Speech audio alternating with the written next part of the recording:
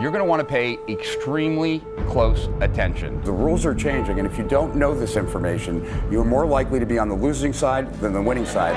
I'm really excited about this.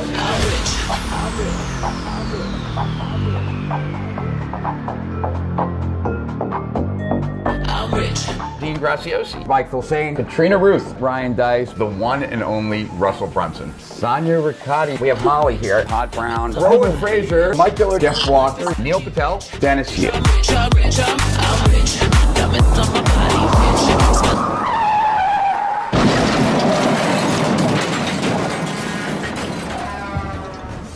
And I think that there's a high risk of mass extinction of internet businesses. Millions of businesses, big and small, closed, pushing us into the worst global recession in history. The writing is on the wall because things are changing, things are happening. Change in the industry that's forcing people to evolve and adapt or basically die. You need to see this to understand it. Something like that will happen. You can write it in blood. If there was a tactic or strategy that you were most excited about, what would it be? We can go as deep as you want. I call this content sprouting. These strategies work for any social media platform. If you believe it's a good idea, you should stick with that. When your business becomes part of someone's identity, that's when they stick. This is really crazy. I don't know if I ever shared this with you. Waste the least amount of money to find that winner. That's how you win for $1 a day. Now, I have people that are on my list for 2 years that are still opening the emails. To get this many amazing people in a room, just amazing. We're about to take you behind the scenes. I love what you're doing here. This is amazing. If you want to know what's happening in the future, tune in now.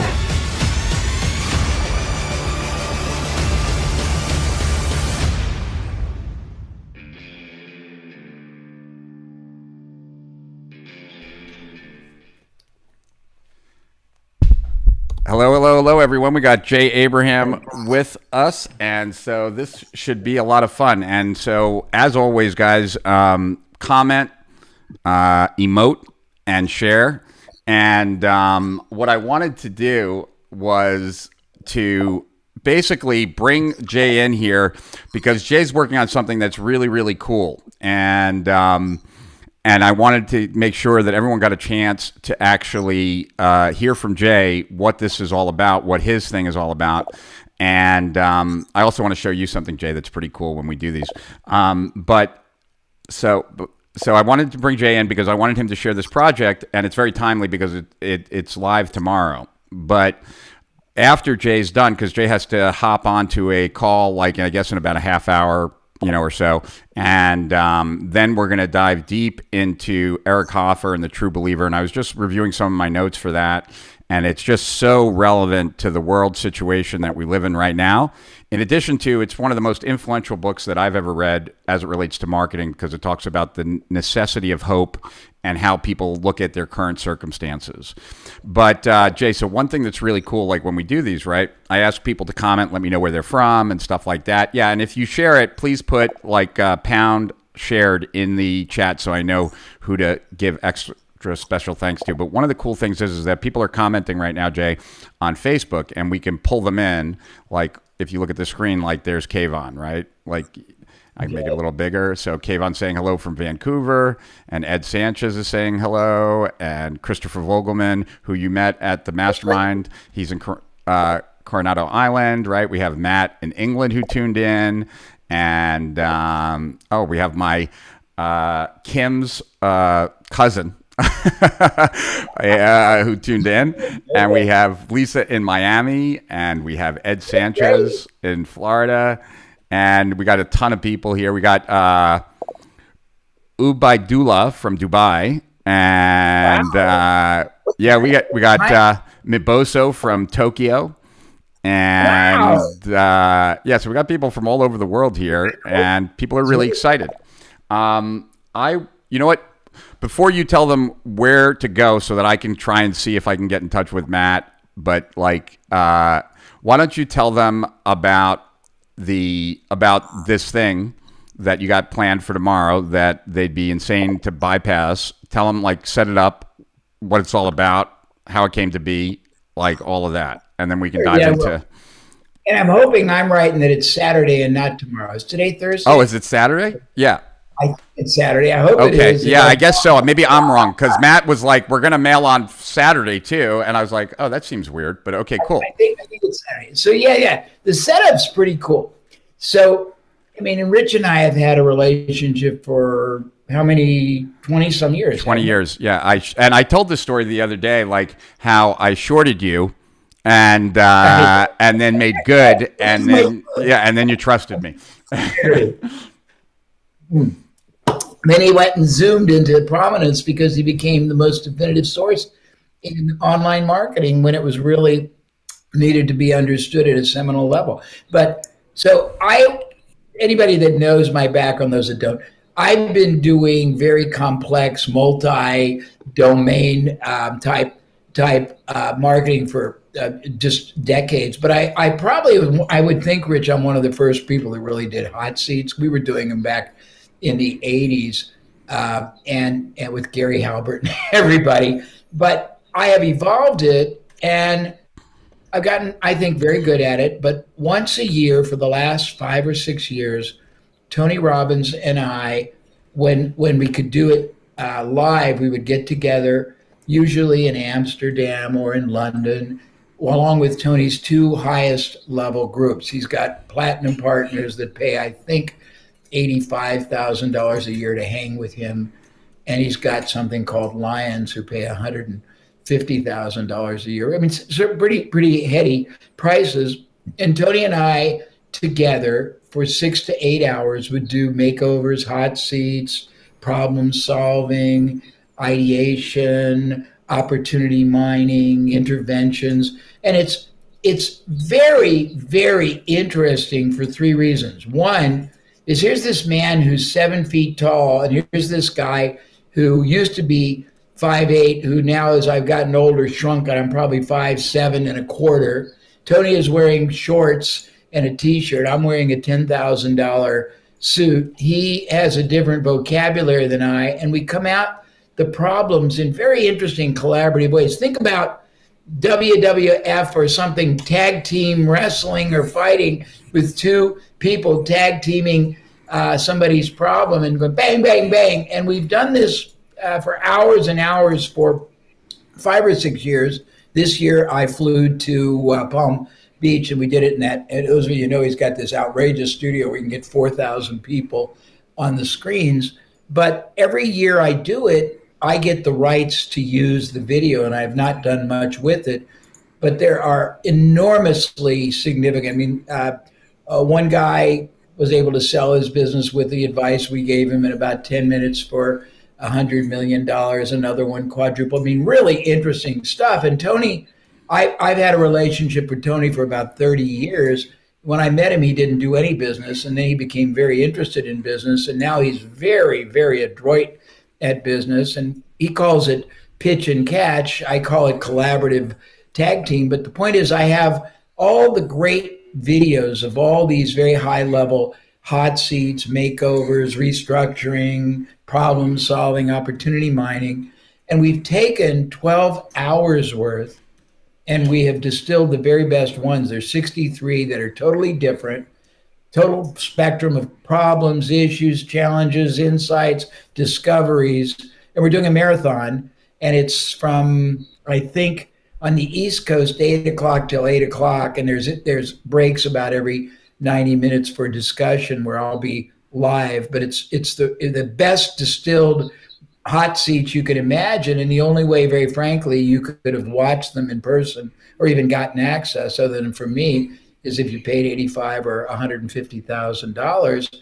And it's just very stimulating. And I think anybody who's ever seen a hot seat will be very, without being crass or arrogant, will be very, very impacted by the way that these are conducted. They're very, very powerful. Rich has seen them, and I think they're very unique. But the most point is you can't watch. I don't expect people to stay for the whole thing, although you'll be able to rewatch, but you can't watch these and not get a spectrum of ideas that would not normally be exposed to you in the normal scope of whoever you hang with. Just because Tony's background is so diverse. I've done 1,000 industries, looked at hundreds and hundreds of different strategy models, business revenue approaches, marketing approaches, lead generating conversion approaches, online, offline, positioning approaches to get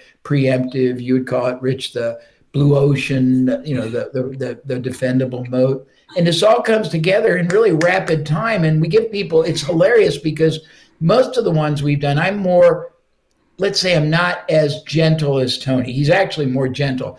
We give people a maximum of 3 or 4 minutes to share what's the problem, what's the issue, why do you want it answered, why is it important, and they got to be able to clearly articulate, and then we give them about 7 minutes to get an answer, and you'll have 2 lines of 40 or 50 people standing for the privilege of doing this. So it's got a drama and an excitement and a suspense to it. And then a couple of them, we actually take different people from similar industries or similar marketing or selling approaches, and we pick their minds of their biggest methodology or technique or concept that is working that everyone else might be able to benefit from. So it's a mind blow, and people like Rich and I love that stuff. You may not, but it's peanuts. It's $95 because we want to start relationships with people, because I want to do more high-level hot seats. I do hot seats myself, but they're $25,000, and we do them very, very exclusively with people. But this is it's a unique, I think, experience. And I would say that I can't believe anybody who really is expansively growth-minded and is got a prejudice towards discovery of higher performing alternative realities would be anything but enthralled watching this. That's a pretty, is that a good enough thing? I think that's good. And what I want to ask you, like I'm getting feedback. But that's weird. I'm sorry. No, let's just see if it's. Can I do something? Can we turn my volume down? No, it's good. As long as everyone else can hear okay. Look, Todd Brown is, and I put the link on the bottom there, so now people. I see it. Yes, good. And Todd Brown is in the house. He says the 2 most intelligent marketers in the game. Thanks, Todd. Thank you. Good talking. So when I, and I've shared this story with these live streams that and I'll just let's see, I'm going to mute you for a second just so that I don't hear that feedback, but then I'm going to turn you back on. I've shared on this live stream before that because I share a lot about about paradigm changes and how when you learn new things, you see the world differently, and how I learned a lot of your marketing tactics, but it wasn't until I had to consult with you that I saw that these were more than just marketing tactics. These are ways of solving problems in any business. And so this is a great opportunity, right? Because the people who are in that room paid at least $85,000 to be in that room. So they have to have somewhat substantial businesses. Wait, you're still muted, Jay, so I'm going to turn it off in a second. They paid a lot of money to be there. And then, I also haven't kept it a secret that, Tony and I don't really get along very well, although I have great respect for his mind. And I can't think of 2 better people, because you got Tony on the psychological side of the entrepreneur, and they got you on the business growth side of the entrepreneur. So I can't think of 2 better people. But other than it being just intellectual entertainment, right? I'd love you to talk about for a few minutes, what's the best mindset to watch hot seats? How do you get the most out of it? What should they be thinking when the person is describing their problem? And then also when you and Tony are doing an intervention on their business, what should they be paying attention to? What should they be thinking about to translate it into their business? And now I'll unmute you. Yeah, no, it's great. And I forgot to say also, there's cutouts. Damon, John, and I did a really interesting session about a month ago on some really provocative subjects, and the best excerpts are intermittently shared, so it's a sort of cool thing. But I got started. I think if I give you a really quick distinction, Rich, you can play with it. So I got started. I'm the accidental business growth expert. I started out at 18, had no education, had a family of 2 children. Nobody cared. I had the needs of somebody far older. And the only jobs I could get were not jobs. They were They were like eat what you kill things, where you got paid for results. And because I wasn't tied to a clock, I was able to do lots of different things at the same time, but I did them quite accidentally in different industries. And after about 10 industries, I realized people in one industry don't really know what other industries do, sales, marketing, all kind. I don't know how to get rid of that, Richard. I would get rid of the being. No worries.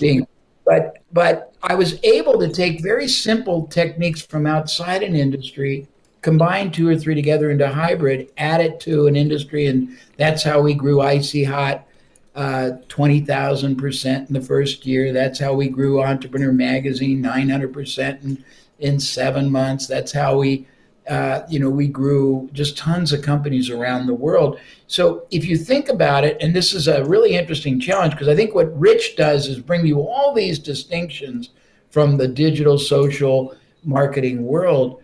But I have a very interesting distinction. Great breakthroughs do not normally come from inside an industry. They come from outside. If you think about it, those of you old enough to remember, fiber optics, for example, that transformed telecommunication, wasn't originated. It was originated in aerospace and borrowed. Fred Smith created a whole industry with Federal Express overnight, but it's because he borrowed what is called the hub and spoke system of clearing checks first thing in the morning and applied it to packages. Rogaine was, I think, pimples. Blood Viagra pressure. was, and then I don't have it here, but a ballpoint pen or a roll-on deodorant. And I believe there's one more distinction. I'm trying to give you context. And Jay, like you're leaving 2 things out, right? Like the one is that, because when I talk about this, and I learned it from you, is that you also did it to get your foothold, like in the entrepreneurial market. You took everything from direct response and brought it into the entrepreneurship market. And I did the same. Like I saw it worked so well for you. I took everything I learned from the big world of consulting, like Accenture and Anderson Consulting when I worked for them, and then brought all that into the entrepreneurial market. So it's not only like a tactic, it's also, it could be a whole like catalog. Yeah, no, you're exactly right. But when I got started and I helped people make billions, I made an enormous amount, and all I did was take very fundamental methodology from, at that point, the mail order and direct marketing world and translated it to people who'd never heard of it. And I was the one-eyed man in the land of the blind. You're going to see 2 things happen. You're going to see profoundly logical and immediately obvious, but it's going to be somewhat forest and tree, because Tony and I are really good at making super logical, very critical strategic connections that the moment they're made, you can see the faces because they're so evident, but they don't see it. We ask questions that are very, very focused on performance, correlations, implications, quantification. And by playing back the answers, we're able, do you remember Drew Kaplan? Rich? Yes, the DAC 2000 catalog, right? Is that what it was? DAC 2000? Yes. Right. Well, he was somebody who took $50 or $100 from his college rent money, and he parlayed it into an aggregate of $1 billion just by testing and analyzing the data. And he and I did something once, and the headline of the promotion was "The Data Speaks." We're very good at making people play back experiential, analytical things they've never looked at, telling them what it means and telling them how to leverage it up or how to move it, how to either multiply it or move to a higher performing. And it's very stimulating. I was going to say one more thing that I believe, Rich, and you may want to challenge it or evolve it or just examine it. I believe there's an inherent fallacy with a lot of the thinking on best practices, because I think a lot of best practices are confined to 1 or 2 industries, so they're best linear practices. Whereas if you take the totality of what's out there, there may be a marketing approach, there may be a strategy approach, there be an access approach. And you may know this, you may not, but the majority of what I've done for people, they didn't have to spend one more penny and they didn't have to take on any risk. We just used access, assets, markets, partners. I was doing very sophisticated strategic alliances, power partnering, joint ventures way before anyone even conceived of affiliate. And it's much more, the possibilities inherent in utilizing and accessing other people's access to markets is so much more profound than most people. That's just one thing, but it gets really interesting. It does, but go back to the question. Go back to the question for a second. Sorry, I'm going to go back to the question again. Like, because one of the things that I think is that, like, one of the benefits of hot seats is that you can gain the experience of many years in business in a very short period of time by hearing challenges and problems, and then also hearing the ways around them. But, you know, look, like, you've been doing hot seats longer than I've been doing marketing, and so I would assume that you have some good distinctions for people as they watch you and Tony. Like, you know, what can they learn from that? Like how you're listening, the advice you give, and stuff like that.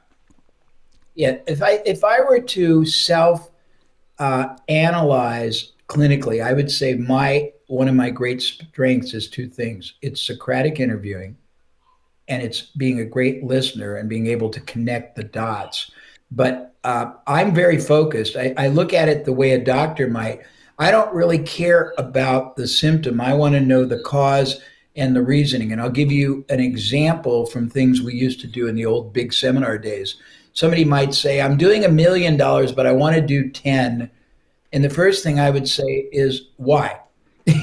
And they'd say, what do you mean? I'd say, well, I mean, you want to do it because you want to be a $10 million company. You want to do it because you're making $150,000 and it's the only way you see right now that you can make $1.5 million. Because if you don't change your dynamics and you're only getting $200 a sale one time, you're going to have to do 10 times the business. You're going to have a lot more capital, a lot more space, a lot more management. Whereas if you think differently and you get, only half of the customers or the clients necessary, but you get 3 times the purchases and 3 times the profit, you can get to your $1.5 million about 2/3 faster. But I ask questions, first of all, trying to understand what they think the issue is. And then I want to tie it to what the real issue is. And then I want to understand why they think that issue is the most important. And we may confirm it. We may challenge it. We may redefine what the real issue is. And it's very stimulating. But I think if you can watch and you can think, how can I ask questions like those of myself, number one. Number two, Rich, I just got done with a group service where they paid $15,000 a piece. These are another group of Tony's high-end lions, just to ask me questions every month, and most are twice a month. And most of them didn't have any questions, because people, when you say, okay, what's your biggest question? What's your biggest problem? What's the biggest issue you need help on the revenue side, which is what I do. Tony's more everything. What's the biggest opportunity you're not taking advantage of, or you don't even see? You think they don't know what to say. Most people don't. And yet you will see evidenced in these 63 totally unique makeovers, hot seats, whatever you want to call them, that you will see over this 12 hours. They are fundamentally many of the same issues you are dealing with, but you've never really verbalized or acknowledged.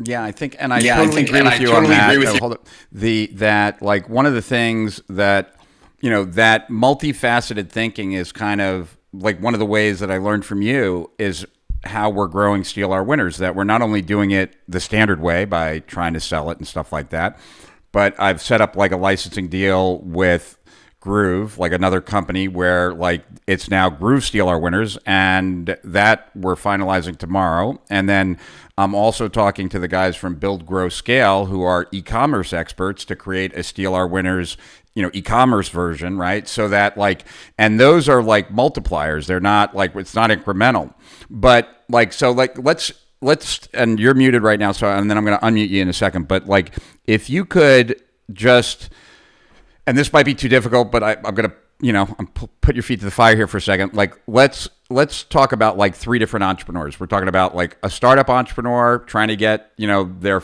like going, right? Like they're passionate. They're not a dreamer, but they're just at the startup stage. Let's talk about an entrepreneur that now is like taking home six figures, maybe has a business at $500,000, $1 million. And then let's talk about an entrepreneur that's got a business that's, a couple $1 million or higher. And if what should each of those three, as they hear you kind of dissect the business, as they hear Tony talk to the entrepreneur about whatever the self-imposed roadblocks are, how can they just maximize the payoff for them as they listen to this? Great. Or watch? Am I open? Right. I'm going to do the unimaginable. I'm going to try to answer it in 3.5 minutes because I have to be on another Zoom that my own people are doing of a broadcast of me. They're going to come in.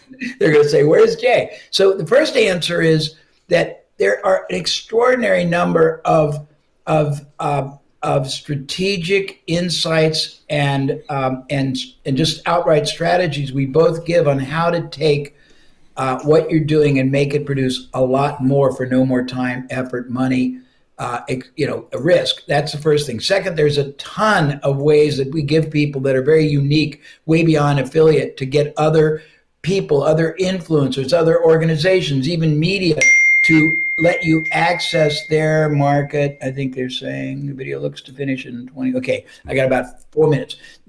So that's the next. The third is, if you are committed to being a successful business, you will see all kinds of different phases and cycles of business represented. So you'll have preparation, because the key to everything is not having to learn by mistake, it's to learn by observation, interpretation, and observation. So the next thing is, we take a lot of people there that are at plateaus, and they're trying to get from 2 million to 10, from 10 to 20, from 20, or we have a bunch of people that are trying to package it as an asset to sell on an exit. You're going to see the whole spectrum.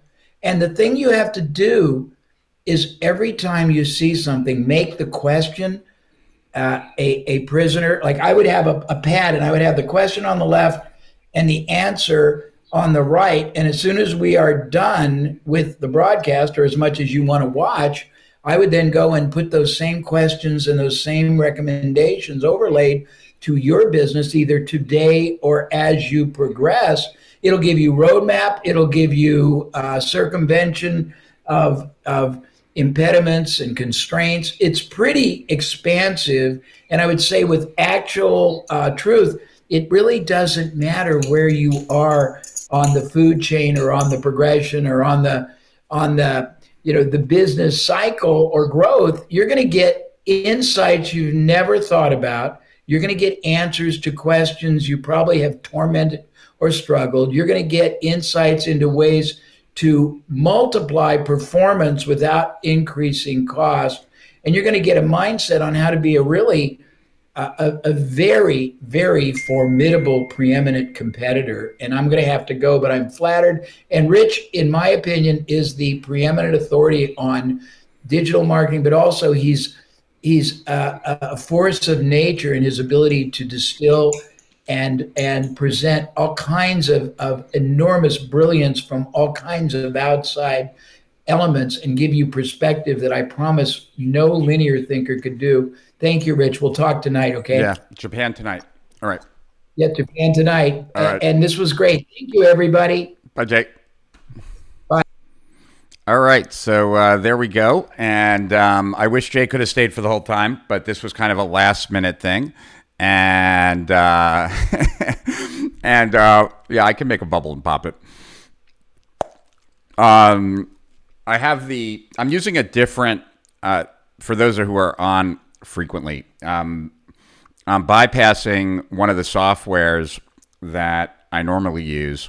So I normally use, when we're talking on these live streams, a app that I really enjoy, and it's something that you guys should check out if you're doing any kind of, well, even if you're just using Zoom for stuff, because what the app is it takes out all outside noise. So anything, it learns your voice, and then it takes out all outside noise. So normally, when we're talking during these live streams, I play with poker chips, but you can't usually hear them. I would imagine today you can. But I'm curious, like, if how the sound is overall, like if you hear any difference or not, just so that I know if I should be using the software is called Krisp.ai, KRISP.ai, and that's what does the noise reduction, both coming to you and both broadcasting. But like when I was doing Zoom calls right after they started quarantining, I was doing them in our kitchen in the Hamptons, and Kim could be banging plates and stuff like that, and nobody could hear. Like they couldn't hear that at all, even though it was incredibly loud, because I was using Krisp AI.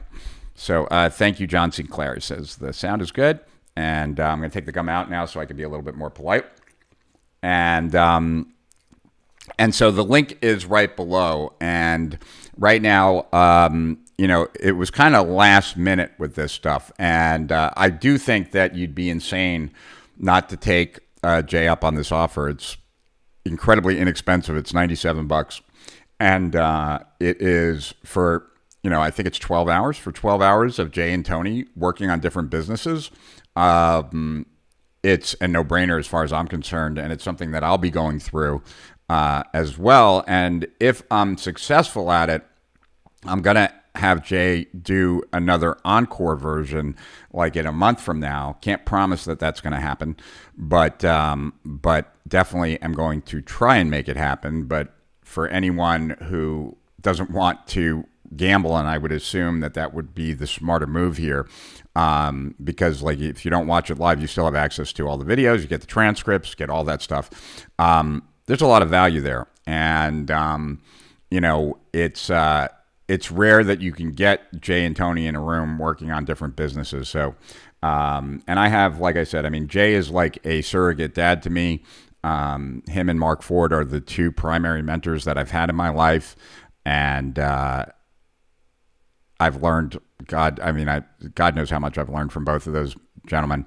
And so it's a great opportunity to learn from Jay and Tony. And Tony is Tony. I mean, he's great. I won't go into my personal issues with him.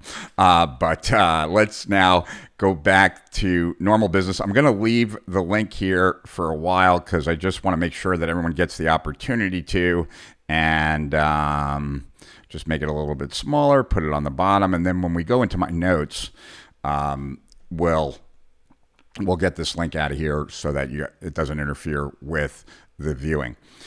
So before I say hello to everyone and pull everyone in, because I do want to make this more of a dialogue, because we are going to dive into my notes.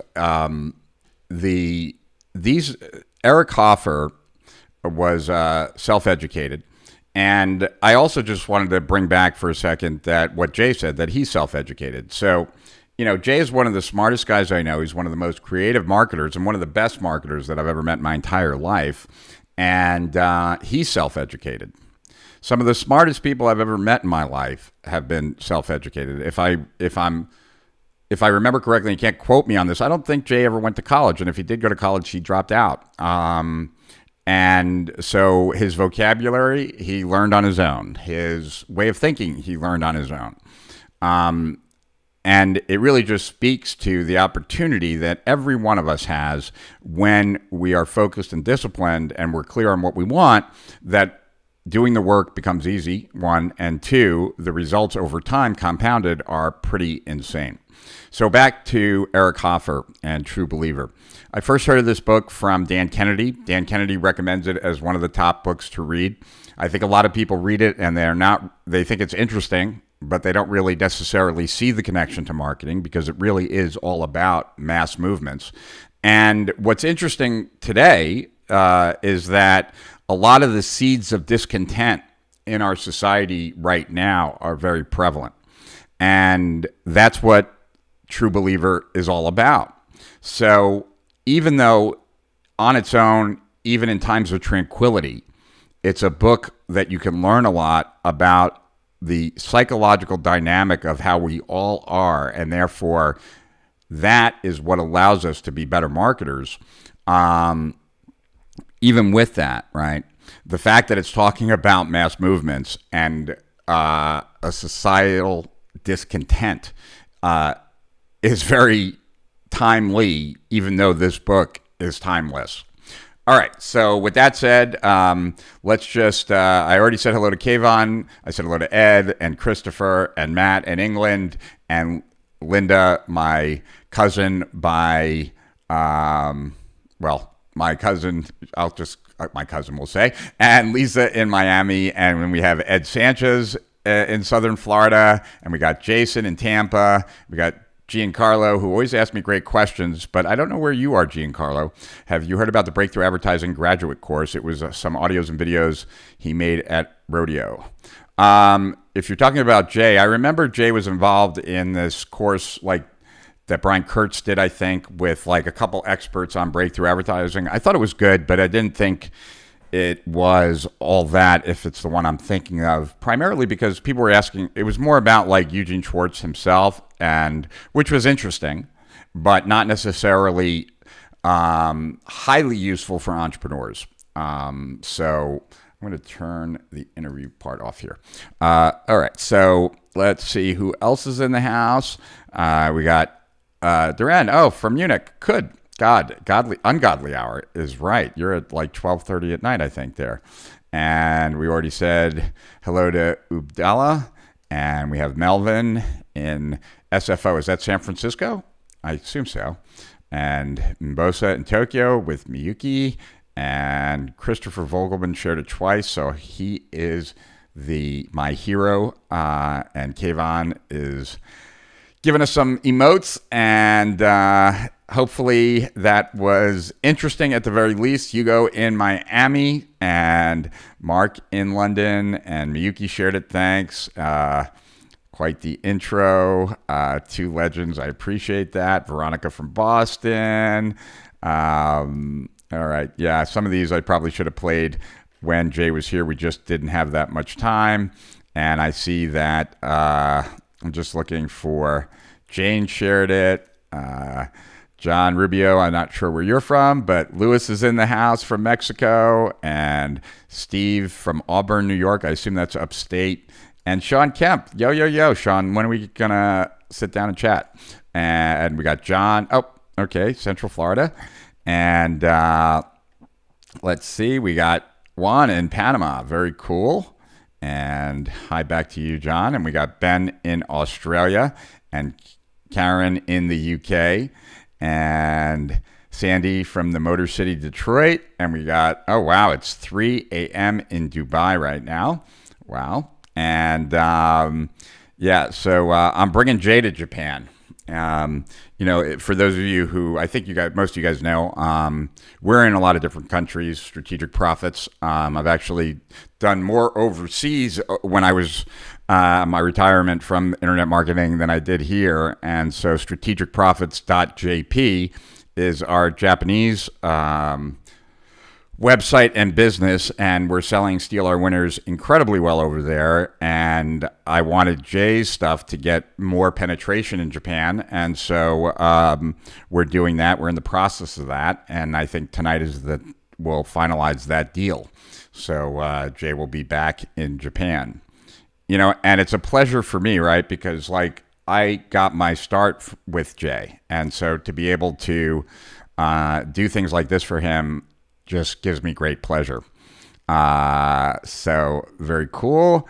And there's Todd, and I did invite him, but he was at the gym.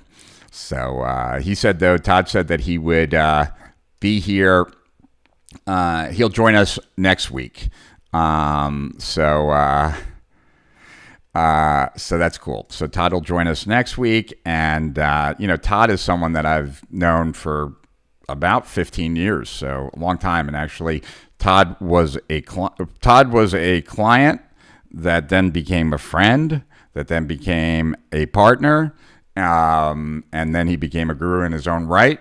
And so I've gotten to see Todd all the way through, and it's what's really kind of interesting and funny is we had this contest. I came across it about 2 years ago, and I sent it to Todd. We had this contest when I first released the manifesto where I was going to give someone a hot seat, kind of what Jay was just talking about, and I was going to redesign someone's business. And we were doing that to get extra momentum for the launch. But the manifesto was so powerful that I had all the momentum that I could ever want. And so now it was like, I don't need more momentum, and some of the things I do might take away from it. And with hot seats, and maybe with Jay and Tony in the room, they can really kind of bang down on people. But if someone's not clear about their problem, it could take an hour just to get, for at least when I do it, to get at like what the issue is. And so since that was the case, I figured instead of doing it live, the hot seat, I was going to do it recorded. So anyway, we had a contest on our website. We had people apply and tell us like why we should pick them for the hot seat. And Todd wrote, we got a couple thousand emails, I think. My team went through them. They probably selected it down to like the top 10, and they brought me the top 10. And Todd's was one of the top 10. And Todd offered to, like, if I thought it was a waste of time after a half an hour, like he would donate X amount of money to some charity. And I was like, that takes balls. So I picked him. And at that time, Todd was serving the massage market, and he was too skilled to be serving that market. There's not enough money in that market for a good marketer. So part of our conversation was him getting out of that, and he eventually moved to chiropractic. And that was still when he was in Jersey. He might have still been working as the head of sales for a chain of gyms, or he might have already kind of left that. I think he was still in that, though, because like his online business and his direct response business hadn't grown as much because he was satisfying the wrong market, masseuses. He eventually moved to chiropractic, crushed it in chiropractic, then a lot of done for you, and it was only a matter of time for him to actually be seen as the great marketer that he is. So that's the story of Todd. That's not his whole story, but that's my story of Todd Brown. Francisco. I mentioned Charles Austin Bates. Which of his books are good? Is good advertising and where it's made one worth to buy, or does he have better ones? I don't know. Sean Vossler is the guy that turned me on to Charles Austin Bates. I have a feeling that many of the things that Dan Kennedy pulled from the past might have come from Charles Austin Bates. Like I've even, Dan Kennedy consulted many times to Frank Kern, and like Frank Kern has like the money getting email sequence, right? Or something like that. Well, Charles Austin Bates back in 1900 has the money getting letters, right? So there's a lot of similarities when you look at it, that like everything old eventually gets recycled by people who plumb the past to actually take the best ideas and bring them forward. And it seems as if Charles Austin Bates is the definitive source of all of it. I think in some of the promo videos for the CSIB campaign, the one that promo was what we started with, I was sharing how, like, I've always been a fan of history and the history of our business. And so when Jay and I became close friends and partners, I really pressed him as to who he learned from. And it turns out that he learned from a gentleman by the name of Dan Rosenthal. In fact, Jay paid Dan Rosenthal $15,000 for a day to tell him everything he knew about direct response, and then he had it transcribed. Of course, Jay's got ADD like me, even worse, so he lost that transcript, so that is gone, right? But that's where Jay first heard of Claude Hopkins and first heard of John Caples. And Dan Rosenthal is the owner of the agency that Clayton Makepeace worked at, that Gary Bensavengo worked at, and Dan moved to Bangkok, I don't know, like 15 years ago, and he passed away about 2 years ago.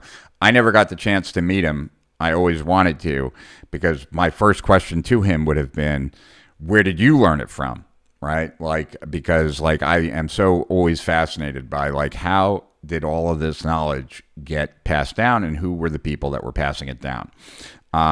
So Galen, I saw your question, and I hope I got Jay to answer it for you. That's why I asked him about the 3 different types of entrepreneurs. And yes, Jay does love wine very much. Many a nights, Jay and I have polished off a few bottles. I really want to strongly recommend No cigar today. I really do want to recommend as many of you as possible to hop on this, and not because he's my mentor. I don't promote everything of Jay's. He does a lot of things, but this is something that I think anyone can learn from, and I think you'd be missing out on a great opportunity to learn from two really intellectual heavyweights as they address problems that many of you either have, will have, and therefore really could be probably one of the best uses of your time on a weekend to really grow your mind as it relates to marketing and business growth. So thank you for all of the sounds great, cool, all good on the sound. Fidget spinners are so 2020, right? Well, you know who is responsible for fidget spinners? Nick Shackelford is the guy behind fidget spinners, and he's also one of the contributors of Steal Our Winners. So Nick Shackelford is the guy that we all have to blame for fidget spinners. The sound is very clear as usual. We heard the poker chips, but other than that, I don't think the app makes a big difference because you're not in a loud environment. Yeah, that's what I was thinking, especially today, where I've been having so many issues with my computer. I just deleted about 30 apps. So that was kind of, I'm hoping that makes a difference until my new Mac Mini comes with the M1 chip. I'm impressed at how gracious your comments are towards Tony. Yeah, look, I really respect his mind. I just don't necessarily respect how he treats others. My wife's grandfather was self-educated, a great intellect, engineer, and musician. Universities often limit our creativity. That is true. The Docu-Series are also amazing. Cool. Yes, it's Thursday with Rich in the house. Cool. Northern California. Oxnard, California. Cool. Washington, D.C. New York City. Be careful, Misra, in New York City. Things could get hairy over the next couple days, I think. How do I do it? Well, that's a good point. So, okay. So when I'm so let me first talk about like when I'm the person who is the expert in a hot seat thing, right? So when someone's telling me their problem, and the first thing that I'm thinking about is, why is the person talking about this problem? What do they believe this problem is causing them, right? Because like when someone's asking me a question, assuming that they don't believe that they've got, my ear for more than one question, they have to sort and pick a question, right? And like what I've often advised like on my coaching calls is that when someone's asking a question, try and put yourself in that person's shoes and try and understand the emotion that is behind that question. Like, is there frustration? Is there hope? What is it that you can project like kind of into that person's emotional psyche? Because that gives you just a better perspective as a marketer, period, right? Because behind every question is a belief, is an emotion, and the better you are at identifying that, the better you are going to be as a marketer, period, right? So I want to learn, I'm thinking about that, one, for just my own benefit. Like, when someone asks this question, if I can detect the emotion, if I can detect what they think the answer to this question might provide them, that just makes me a better marketer going forward, right? But that would be the first thing, right? Now, I often have this unique rule, and it's something I've taught a lot of other experts in the field, and I think I developed it, but I don't know. Certainly could have been other people who did it before me and I just never heard it, was that when I'm doing a Q&A, and there's lots of people on the call, and I want to make sure that I get everyone's questions answered, because generally I will stay until everyone's question is answered. One of the things that I require is for people to start with the question, because a lot of people want to build up to the question. They want to tell me the story and then end with the question. Now, for me, what that forces me to do is listen to everything, not sure where it's going, and then at the end when they ask the question, then review in my mind all the details. It's not a good way to ask a question, just period, right? What's much better is to ask the question and then give the backstory so that the person you want to answer the question can now listen to the details from the filter, right, of that question, right? Because if they don't know what they should be paying the most careful attention to, they're not going to be able to pay the extremely careful attention to every word you say. So asking the question first has a lot of power. Okay, that might not have anything to do with this hot seat session because I don't really know how Jay and Tony did it, but I think that that's just something useful to think about going forward in your life. And Jay mentioned something interesting. Actually, I was a guest on that group that he had, that $15,000 group that came from Tony. I spent one session talking to his people about front ends and how to build a product that actually creates the marketing and a bunch of things like that. But when I used to do one-on-one coaching, I only gave people a half an hour. And so it was their responsibility to come on that call with me with the question in mind that they wanted answered over that next 30 minutes. It wasn't my job to figure out what question they should be asking me and therefore what my answer is. And generally when I would do this and when I used to coach, the first time people were kind of bewildered, right? And befuddled. They weren't as prepared as they should be and could be. And by the time the second call came around, they were much more locked and loaded because they're paying a lot of money for my time. And therefore they wanted to maximize it. So what that led me to teach people as it relates to just business growth in general is that you should always be clear about the 2 or 3 questions that you're looking to answer.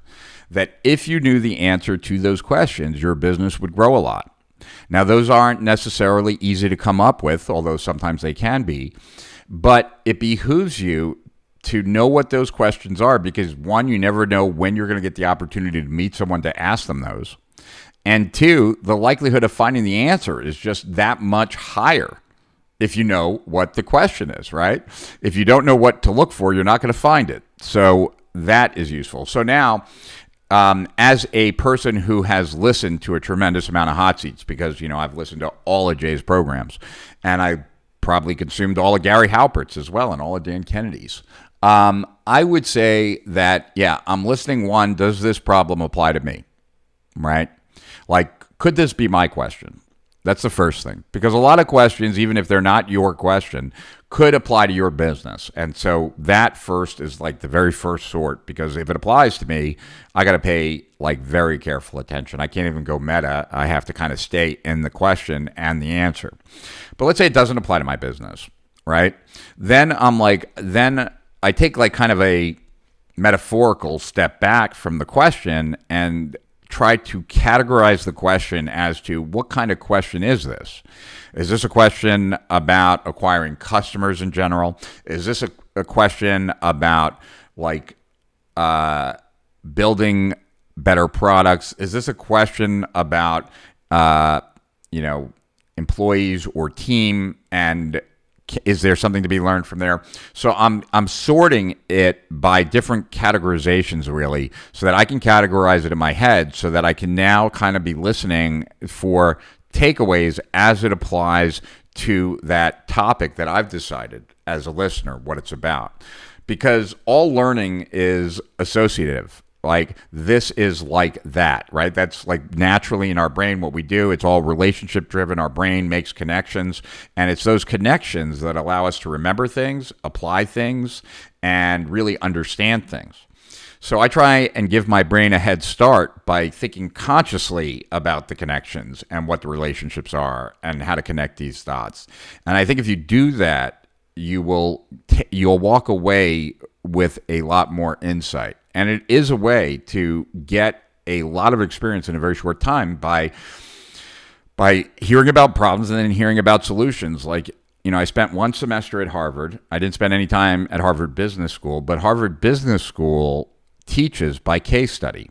And you learn by case, and case study is one of the best ways to learn. You read about a situation for a business, and then you and your peers break them into groups and you come up with solutions. And you do that all day, every day for a length of time, and you acquire years of experience in months or weeks because you're keep going up against what the bigger problems are that a business faces.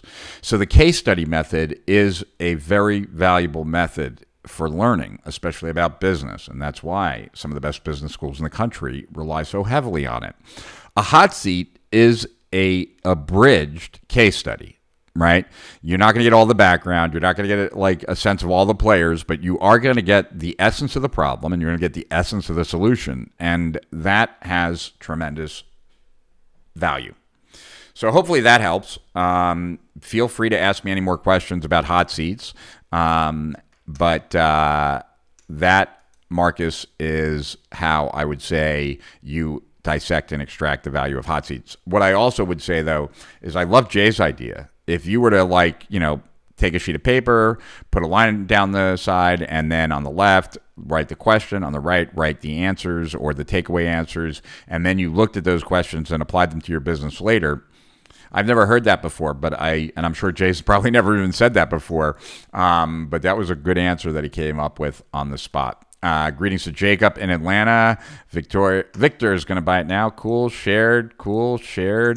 Cool. I appreciate you guys that are sharing. Tracy in Naples, New York. I didn't know that there was a Naples in New York. Tracy, is that upstate? I assume it is. Glenn in Utah.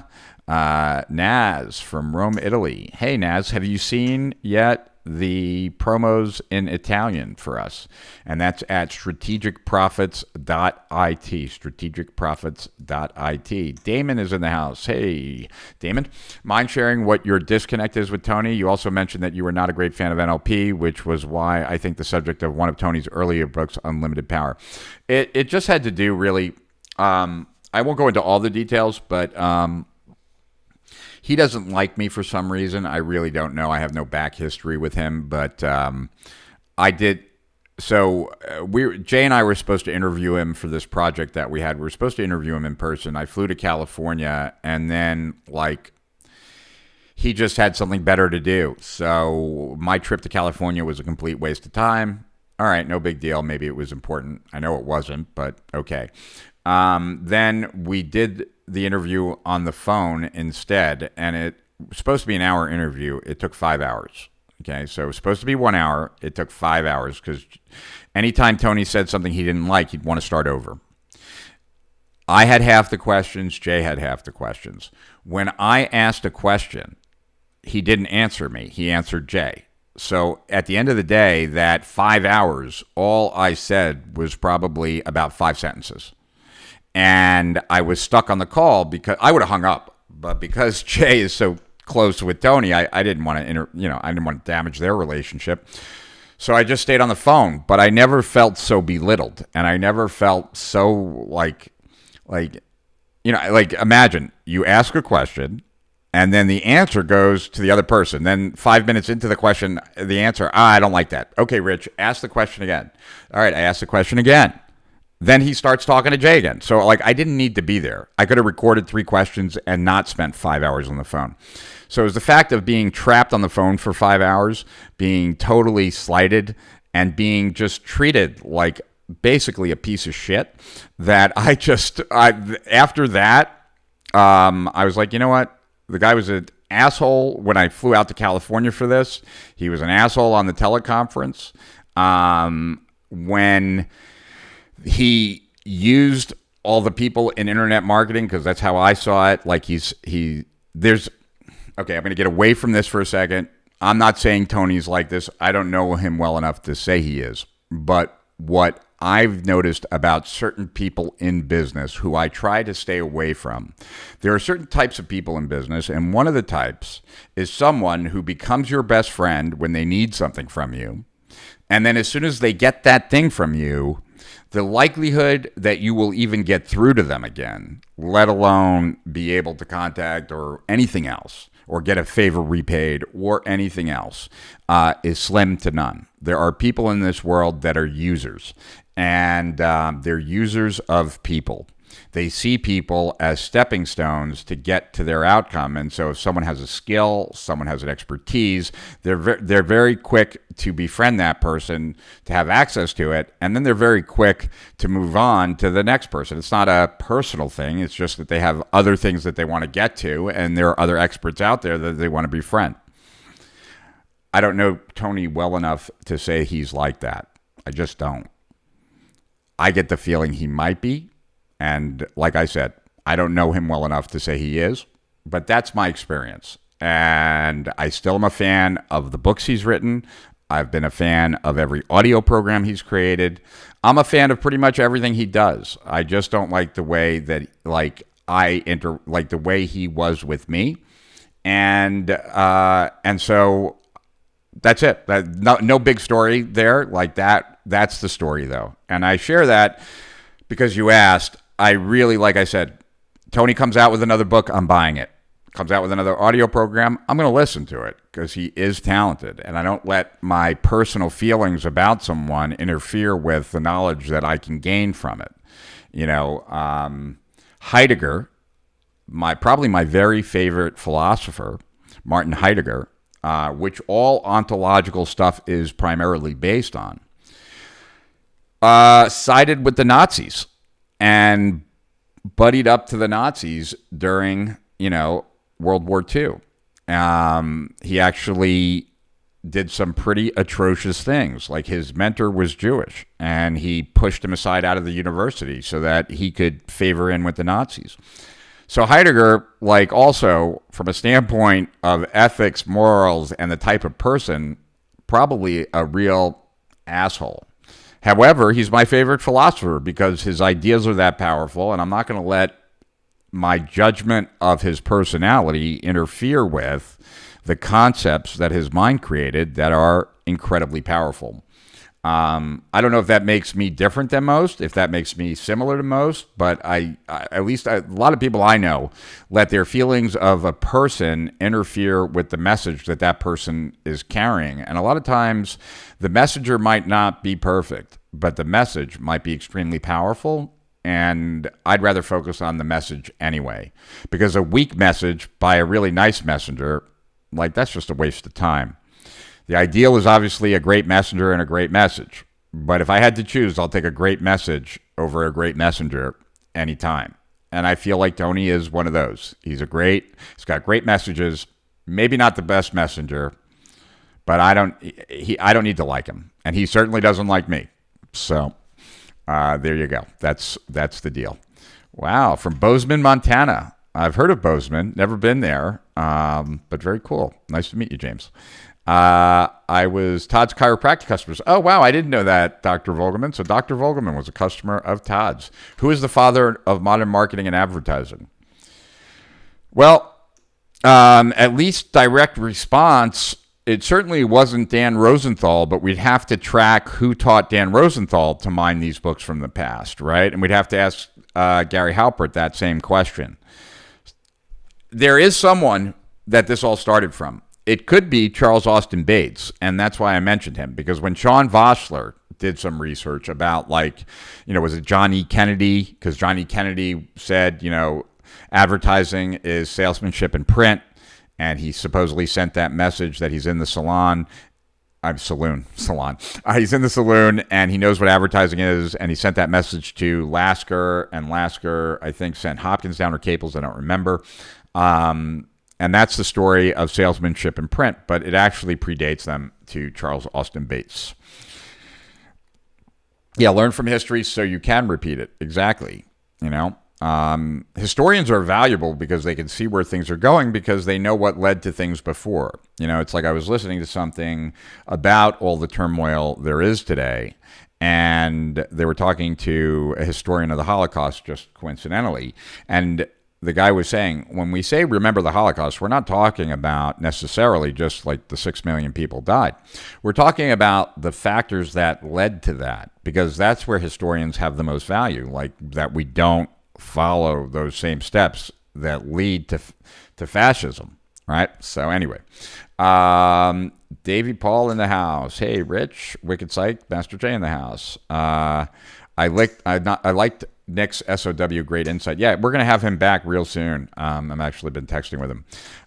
Just signed up for the program. Very cool. I hope you get a lot of value out of it. Which Enneagram test website do you recommend? I don't have a specific one. The Enneagram Institute or Enneagram Institute, any credible one I think is good. And for those who are curious, I'm a 4 with a 3 wing. Jay's been my mentor since my 20s. Wow. So I hope you have gotten a lot of value from that. Rich, you warned to be careful in New York City. Is there something you meant? LOL. I just think like that right now. Okay, real quick. Like I think that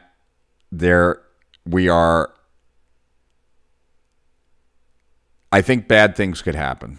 I think bad things could happen in any city right now. I think that there's too many people who feel like they're getting pushed out of society. A lot of these people have nothing to live for because they've lost their businesses already. They aren't as fortunate as us to be online. So whereas like pretty much all my clients had the best year of their life this past year, there's a whole part of the world, the majority, who have had their worst year of their life.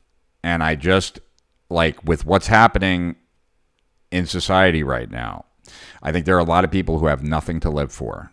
And that's a very dangerous thing, especially if they feel like they're being marginalized. So you have this combination of people who have been decimated, and this we'll get into as we look at True Believer. People who have lost everything, i.e. therefore have nothing to live for, feel like there are certain people who are responsible and they're being marginalized. Those are the ingredients for a pressure cooker that I think it's going to have a release somewhere, and I don't think it's going to be pretty. I don't know what that means.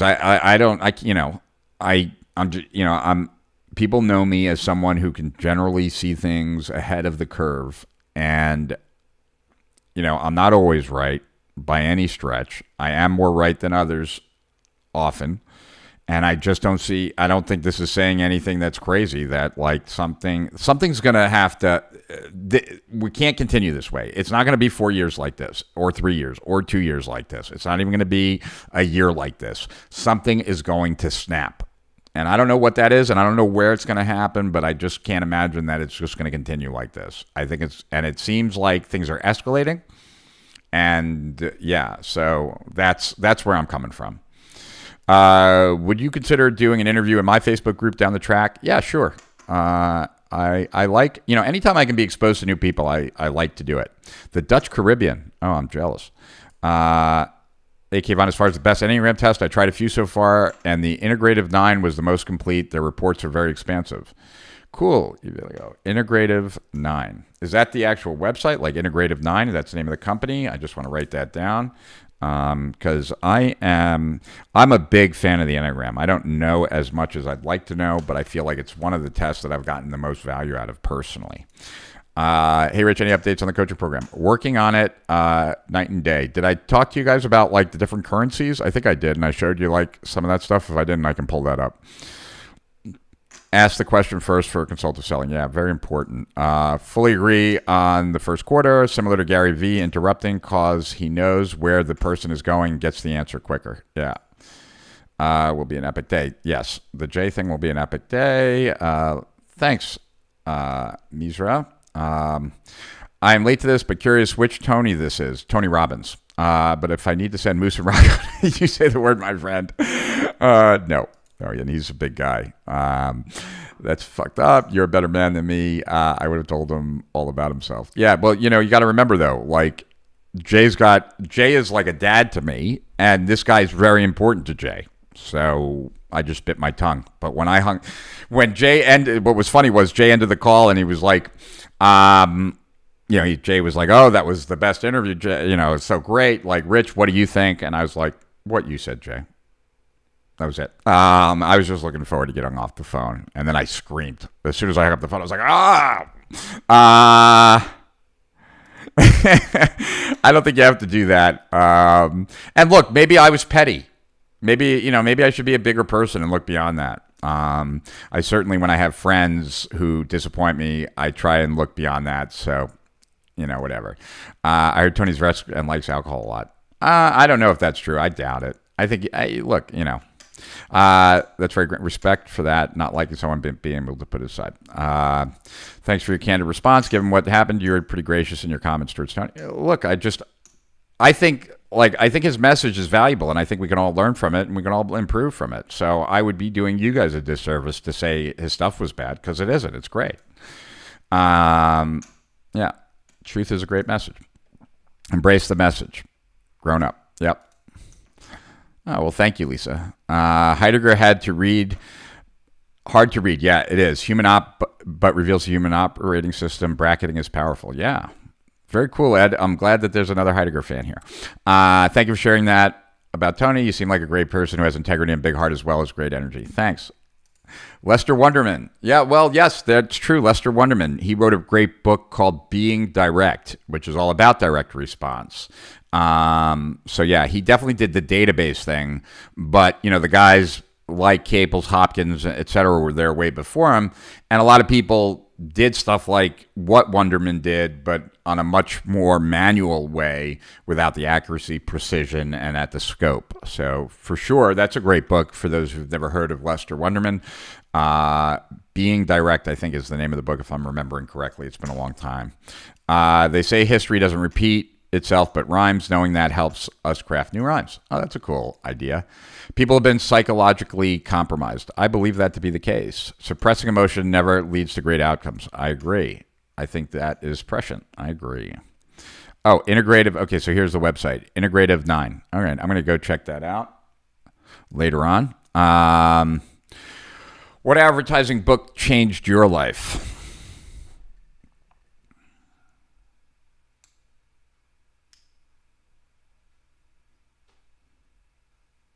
I'd say the Mr. X book. And actually, I'm in the process now, just started rewriting, or I am going to, and Kayvon might help me. Jay asked me to rewrite the Mr. X book. It's my favorite book on marketing. And I actually have a couple hundred copies in my garage because I send it to people from time to time. And yeah, I would say that I thought, Jay didn't write it.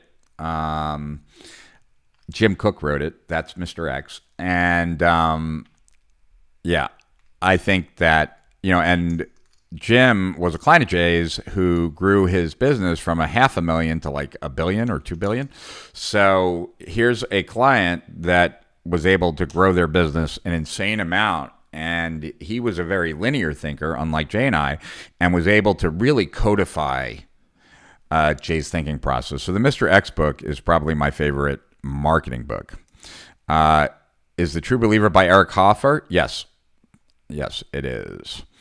Signed up. Thanks. Yes, thanks for drawing the line on the current conditions back to how it really is affecting people. Most of the discussion centers on stats, not people.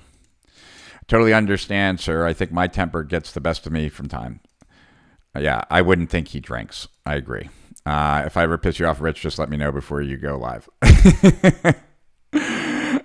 From this live, I've become a fan of Rich. Oh, well, thanks, Misra. I've heard sometimes you mention a concept and say that you have to learn more and think about it. Can you share with us your process of thinking about something and forming an opinion? Also, how do you do your thinking? Journaling? Yeah. The only time I think I'm spending time in deep thought is when I'm journaling, like at least as it relates to myself. Like if someone's asking me a question, I'm thinking about it and I'm giving my best answer in the moment. But if I'm going to spend some time thinking about something, the only way that I can do that effectively, and I don't know if they're like, is I don't have to be writing, but I have to have like a writing device in my hand. So it's either writing in my journal or it's like planning stuff out on my whiteboard here, where I have like, I don't know if you can see that line over there, but that's another huge, like 8 feet long by maybe 6 feet high, or even maybe higher, 7 feet high. That's a cork board. And on one side, and it's a whiteboard on the other side, but the cork board is what is facing out. And I will oftentimes put index cards on a cork board, but I have to, in order to think, for me, and I don't know if this is unusual or if this is usual, because like my brain is the only brain I've ever been inside, but I can't just sit here and think. Like I can sit here and meditate, but that's about not thinking. So without something to interact with, a page and a pen, a whiteboard and a dry erase marker, or index cards and a corkboard or even index cards in my hand, but I need something physical that allows me to kind of focus my energy on as I'm thinking. I just can't sit. I can sit here for like 2 minutes and think, but then at some point, my mind is going to start getting distracted and think about a lot of other things. It's actually for those of you. Well, I don't think any of you would know this, but most of the interactions I have with people these days are on Zoom, and the reason I do that is that because of my ADD. If I'm on the phone with someone, odds are is that I'm going to be picking stuff up. I'm going to be like doing other things, and I'm not going to be 100% in the conversation. So I purposely try and schedule everything on Zoom, not for any other reason than it kind of forces me to kind of sit in my chair, look at the person, and really hear what they're saying, as opposed to having my headphones in and kind of walking around the house and cleaning up stuff as we're talking and stuff like that. Jay drinks when he is fireside chatting with whiskey in his hand, and he's awesome. Yeah, his favorite is wine, though. I'm a big whiskey drinker. I was wondering if you had any suggestions for an affiliate marketer moving forward with all the craziness in the world. I know you're ahead of the curve. I follow your stuff pretty closely and think you're the best in the internet marketing, period. Well, thanks, John.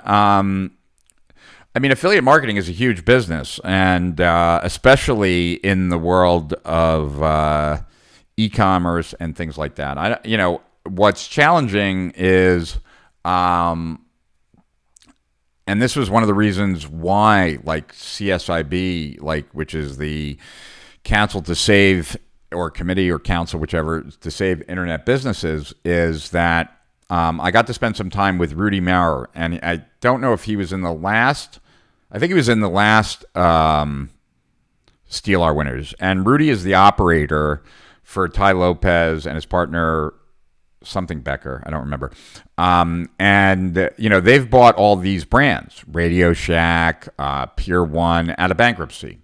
And they bought them so that they can do online plays with them. And that might seem kind of insane. But one of the reasons why that's not insane, and I don't know all their reasons, and I'm not involved in it. But one thing that I got to experience, which this is only a multiple of that, is that we could have a promo at Agora, and we could run it or try to run it on Facebook, like under a gentleman by the name of Jim Rickards. And Jim Rickards is a world-renowned economist. He consulted to the CIA. He's considered by men like, Kim, my girlfriend who's retired from Bank of America. Like, people at Bank of America follow Jim Rickards, right? But if we wanted to run a promo with Jim Rickards at Facebook, it would get declined. We take that same promo and we put it in Robert Kiyosaki's name, who is nowhere near as respected, like by bankers, economists, and stuff like that, but is much more known. The brand, Rich Dad, Poor Dad. That sails through Facebook, no problem, because it's a brand. Brands get much better treatment from social media, from all big tech, than entrepreneurs do. And so that's one of the challenges with affiliate stuff, because they know that you're not the brand, and they would much prefer the brand there than you. So I don't know what that says long term. I'm just sharing what I know. But brands get preference. They pay less, they get exposed to more, and it's unfair. It's one of the reasons why I feel that entrepreneurs get the short end of the stick from all big tech. It's one of the reasons why, like, my T-shirts from last year were "Disobey Big Tech." It wasn't. I didn't know what was going to happen, like, with all this stuff, but you could already see the writing on the wall that, like, big tech does what's best for big tech, just like most people do what's best for them, and they give a preference to themselves, and then next in line is big brands. We are at the bottom of the list, at the very bottom of the list. And you, John, unfortunately, an affiliate, are even lower than that. So it doesn't bode well. I think, if anything, you got to create your own following, right? You got to get people trusting in you. You got to build more relevance for yourself. Then it's easier to be an affiliate because you can point in that direction, but people are following you, right? And then get behind things you believe in. Ron, have a $1.5 million a year company that is 3 years old with a partner. It's a service business and I hate it. I'm 52 and looking to start something else. If I was in a hot seat, what's the one question you would ask? Well, I would ask you a bunch of questions, right? So I have a business that is 3 years old with a partner. It's a service business and I hate it. All right, so one of the things that like we do at Agora all the time, this wouldn't be a question, I'm just sharing, is something called the shootout clause. And a shootout clause is just really good for partnerships. That's the wrong question. Whoops. So a shootout clause is at any time, one partner can make an offer to buy the other partner out. And what happens is that the partner who is receiving the offer has two options. They can either take the offer, right, like sell their side for that price, or they can buy it, their partner out at that price, right? It's kind of like, when I used to have my one daughter, like I have two daughters, now I have three, with Kim, but when I had two, right, one would cut the cake, the slice, right? There's one piece of cake where you two are going to share it. One cuts it, the other one gets to choose the slice. Same thing, so ideally you have a shootout clause. If you don't, maybe you can put one in. If it's a service business, the next question, I don't know what kind of service business it is, nor am I asking, but many service businesses can be turned and productized. Might not be a possibility here, but if it is, coaching is a service, right, that we've grow accustomed to it also being productized. But many services can be productized. And in fact, many business owners that I coach, even if they want to have a productized business, I push them in the direction of first starting it as a service because there's so little overhead in getting a service business off the ground. And then the next thing I would say is, what is it about your service business that you hate? And do you have any idea of what business you want to do next? And I would want to play with that more, right? Because if we're going to chart your future, we have to take a look at what did you get good at in this business that we can take and learn and apply in the next, and then what is it you hate about this business so that we can avoid that going forward. The biggest mistake entrepreneurs make when they move from business to the next business is that they move too far. You should move 1 degree away, either same type of industry, but different. So you should take something with you, either your knowledge of the customers, your knowledge of the product, your knowledge of the industry. But if you go into a completely different industry that has nothing in common with the previous, then you're leaving all the experience behind, all that learning behind. The odds of success in a business are lower than they are higher, right? But they are much higher for an entrepreneur that does not jump from thing to thing, but jumps from thing to a thing closely related to another thing closely related so that the learning is carrying forward. The worst thing an entrepreneur can do is jump into totally different industries where they don't get the benefit of bringing anything that they learned in the previous one forward. And then doing that again, and then doing that again. The likelihood of that person succeeding is no greater than someone starting brand new. But the entrepreneur that just does 1 degree different, doesn't like it, or doesn't work out, does something else, but 1 degree different, they will eventually succeed. Do I still talk to Gary Vee? I talk to Gary Vee from time to time, not very frequently, and that has nothing to do with the fact that he's really busy and we just don't have that much stuff to talk about. But Gary and I went to the first South by Southwest together, and way before anyone else discovered his genius, like a lot of people who associate with him now. Gary used to speak at my events back in 2008 and 2007 and stuff like that. I got my copy of Mr. X from you back in 2007 when I joined BGS. Serious Girth, Serious Genius gets pulled off my shelf often. So yeah, I sent it to all my clients because it was my favorite book at that time, and it's still one of my favorite. Found an article that claims direct selling started in the 1700s, and the first company using the mail as direct marketing to sell books, like the Bible, was in 1855. This means that is before Charles Bates. Like to have a link? Yeah, I'd love to have a link. Put it in here. Could you share the question you ask yourself when journaling? Oh, I ask myself lots of questions all the time. In fact, I collect questions because I think questions are the avenue to thinking. And I was talking to Alex Jeffries the other night, and he was telling me that, I forget the gentleman's name, but he wrote the book, The Road Less Stupid, and Alex said that's his favorite book because it reminds him of me, because like he knows that I do the same thing. I collect questions. I write in my journal to answer those questions. It's the only way that I know to do thinking on a consistent basis on how to improve my situation, on how to make things better for me, on things that I'm learning. And if I also, and I don't know if this is an ADD thing, I don't know if this is unique to me, but like if I didn't keep it, when I'm not, I've been keeping a journal now close to 30 years, somewhere between 25 and 30 years. I don't, most of my life I've written every day, but I don't always. And sometimes I've taken like a couple of weeks off. Like I just wasn't into it. What I find when I don't write my journal frequently, like I go a period of time, is that I just lose that time. Like I kind of am on automatic pilot. I'm not as conscious in the moment, consciously directing my life. And I don't like that. I don't like looking backwards and being like, what the hell was the last 3 weeks about? Because like if I'm not thinking, then I'm just like taking up space and time, and I'm not advancing. And it's like we only have a limited amount of time on this planet. I want to make the most of it. I should be experiencing something, learning something, enjoying something, right? But I don't want to just take up space. I don't want to just occupy time, because then at some point it will be gone, right? And I certainly don't. That's not that appealing. Who is the author of Mr. X?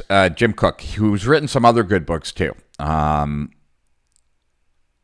Pretty when a Grown Man Doesn't Look at You when you're answering your question. Moreover, looks at your conversation partner. Just to Shut Out. Childish, Unprofessional, and Just a Straight Dick Move. I get so pissed when anyone, especially my friend, I calm down. Sorry, I already canceled.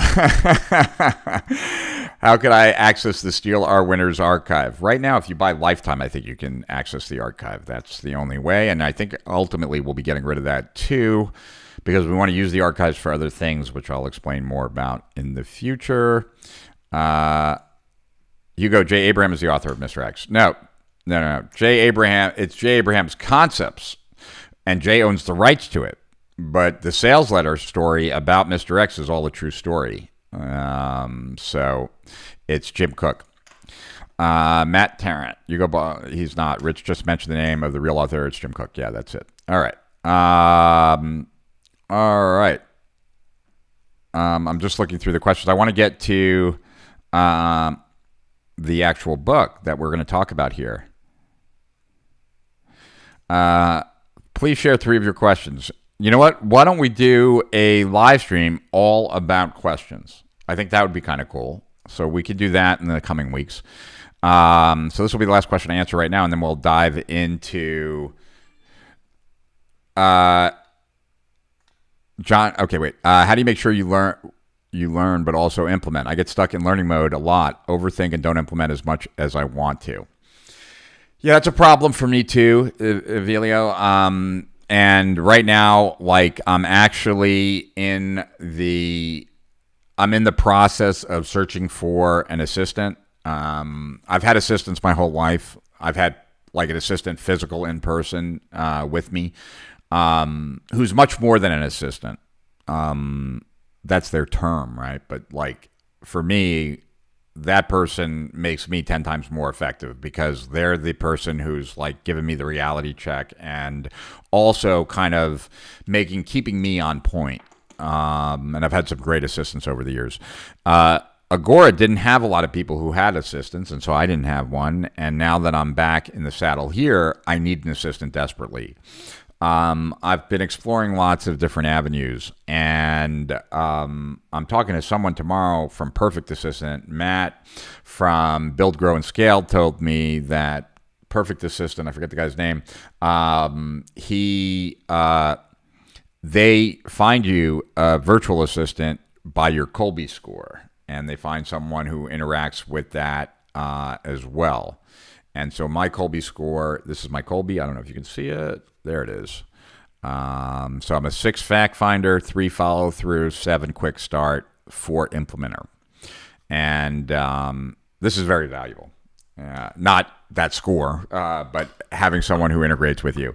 And if there is anyone who is in the assistant game and would want to work with me, by all means, contact us. Put something like in the Facebook group, because it would be great to get someone who really is into what it is we do. All right, so wow, time has gone by really fast. I do want to get to this book, and so let's kind of dive into it. Let's kind of go here, and let me see if we get it working right. Oh, cool. All right. So as you can see here, I'm moving let me make myself a little bit smaller here. I don't need to be that big. Okay. And I'll put myself down here, and let me see if I can make this just a tad bigger. How do I make it a little bit bigger? Oh, there it is. Doop, doop, doop. All right. So, one of the things is that you can see here, like this, I think this book applies to a lot of things, right? So you can see here, it's like the tags I have on this book note. It's book notes. It's marketing notes. I think this relates to copywriting. I think it relates to demand creation. I think it relates to guru building, right? I'm in the business of building out gurus, right? Did it for Agora, done it behind the scenes for a lot of people and you can see that there's a ... there, so there's probably a bunch more tags that are related to this, okay? So let's now go to the beginning. So let's just take a look at this, right? And I think we're going to have to do a part 2 of this where I dive right into it, because I really, guys, I want you to get the most out of this. And John made a comment saying that it's your marketing genius at work rewritten. I think it's more than that. It's certainly, Jay's concepts are Jay's concepts. I have all of the issues of your marketing genius at work. I have pretty much the full library of Jay's stuff. I also have the only swipe file of Jay's. Because when Jay and I first became partners on projects, I said to Jay, it would be a lot easier for me to help you if I had a complete file of all the sales letters you ever used. And he was like, yeah, no problem. So I hired 2 temps. I rented a high-speed copy machine. This is back in, I don't know, I guess around 2002, 3. And they went through his whole archive and just photocopied. I've since had it converted to digital. And then Jay moved offices 3 times, and he lost it all. So Jay calls me when he's like, do we have that sales letter? I'm like, yeah, we do. So anyway, this book deals with some peculiarities common to all mass movements, right? Okay, we're going to look at the highlight parts. This phase is dominated by the true believer, the man of fanatical faith who is ready to sacrifice his life for a holy cause. That's what this book concerns itself with. Among the early adherents of mass movements, they usually join of their own accord. 1, that frustration itself, without any proselytizing, prompting from the outside, can generate most of the peculiar characteristics of the true believer. An effective technique of conversion consists basically in the inculcation and fixation of proclivities and responses indigenous to the frustrated mind. And some of this won't make sense yet, but trust me, even if it doesn't make sense yet, it will, okay? The desire for change. It is a truism that many who join a rising revolutionary movement are attracted by the prospect of a sudden and spectacular change in their conditions of their life. So get that, right? They want a change in their own life. Some kind of widespread enthusiasm or excitement is apparently needed for the realization of vast and rapid change.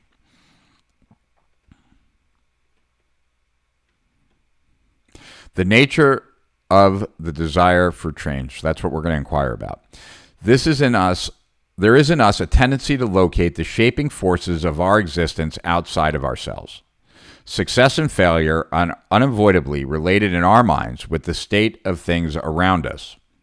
Hence, it is that people with a sense of fulfillment think it's a good world and would like to conserve it as is, while the frustrated favor radical change. So that's a heavy duty sentence.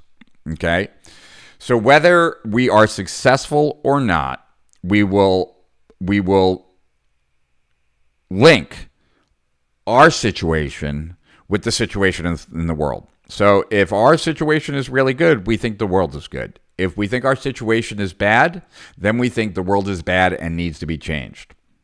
Right? The tendency to look for all causes outside ourselves persists even when it's clear that our state of being is the product of personal qualities such as ability, character, appearance, health, and so on. It is understandable that those who fail should incline to blame the world for their failure. The remarkable thing is that the successful do too. Okay? Let's keep going. Let's see. The outside world, I'm going over here now. We're now here. Where am I? I'm always looking at two different screens here. Where's discontent? Okay, yeah. The outside world seems to them a precariously balanced mechanism, and so long as it ticks in their favor, they're afraid to tinker with it. That's the successful. Thus, the resistance to change and the ardent desire for it spring from the same conviction, and one can be as vehement as the other. Discontent by itself does not invariably create a desire for change. Other factors have to be present before discontent turns into disaffection. One of these is a sense of power. Those who are awed by their surroundings do not think of change no matter how miserable their condition. When our mode of life is so precarious as to make it patent that we cannot control the circumstances of our existence, we tend to stick to the proven and familiar. We counteract a deep feeling of insecurity by making of our existence a fixed routine. So in other words, like when there's massive change in the world, right? Like actually that is not like the ripest time for change. When we are so busy just living our life, when we have when it takes everything from us to just be able to exist on a daily basis, we don't even have the bandwidth to really be we don't have the time to be discontent. It's when we lose hope is really the underlying thing here that this book is going to get to. That hope is one of the most important psychological needs that we have. And when we lose hope for a better future, and we're not so preoccupied with staying alive in the present, that extra time and that lack of hope can quickly turn into something much more powerful. So let's see here. Let's keep going. Okay. So here you see that underline. They must know how to kindle and fan an extravagant hope. Those are people who lead a movement. Thus, the difference between the conservative and the radicals seems to spring mainly from their attitude towards the future. Fear of the future causes us to lean against and cling to the present. That would be conservative. While faith in the future renders us receptive to change. As for the hopeful, it does not seem to make any difference who it is that seized with a wild hope, whether it be an enthusiastic intellectual or a land-hungry farmer, a get-rich-quick speculator, a sober merchant or industrialist, a plain working man or a noble lord. They all proceed recklessly with the present, wreck it if necessary, and create a new world. For men to plunge headlong into an undertaking of vast change, they must be intensely discontented, yet not destitute. And they must have the feeling that by possession of some potent doctrine, infallible leader, or some new technique, they have access to a source of irresistible power. They must also have an extravagant conception of the prospects and potentialities of their future. Finally, they must wholly ignorant of the difficulties involved in their undertaking. The desire for substitutes. There is a fundamental difference between the appeal of a mass movement and the appeal of a practical organization. The practical organization offers opportunities of self-advancement. This is important. And its appeal is mainly to self-interest. On the other hand, a mass movement, particularly in its active revivalist phase, appeals not to those intent on bolstering and advancing a cherished self, but to those who crave to rid of an unwanted self. A mass movement attracts and holds a following not because it can satisfy the desire for self-advancement, but because it can satisfy the passion for self-renunciation.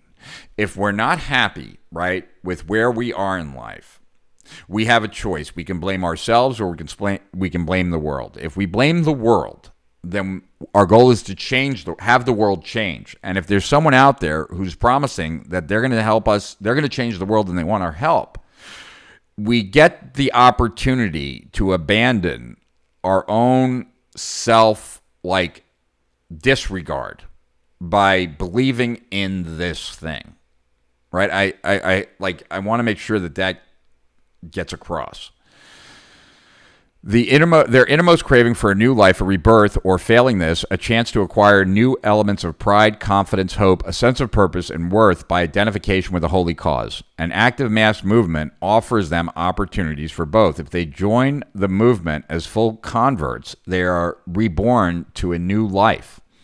To the frustrated, a mass movement offers substitute either for their whole self or for the elements which make their life unbearable and which they cannot evoke out of their individual resources. A practical concern cannot endure unless it can appeal and satisfy self-interest.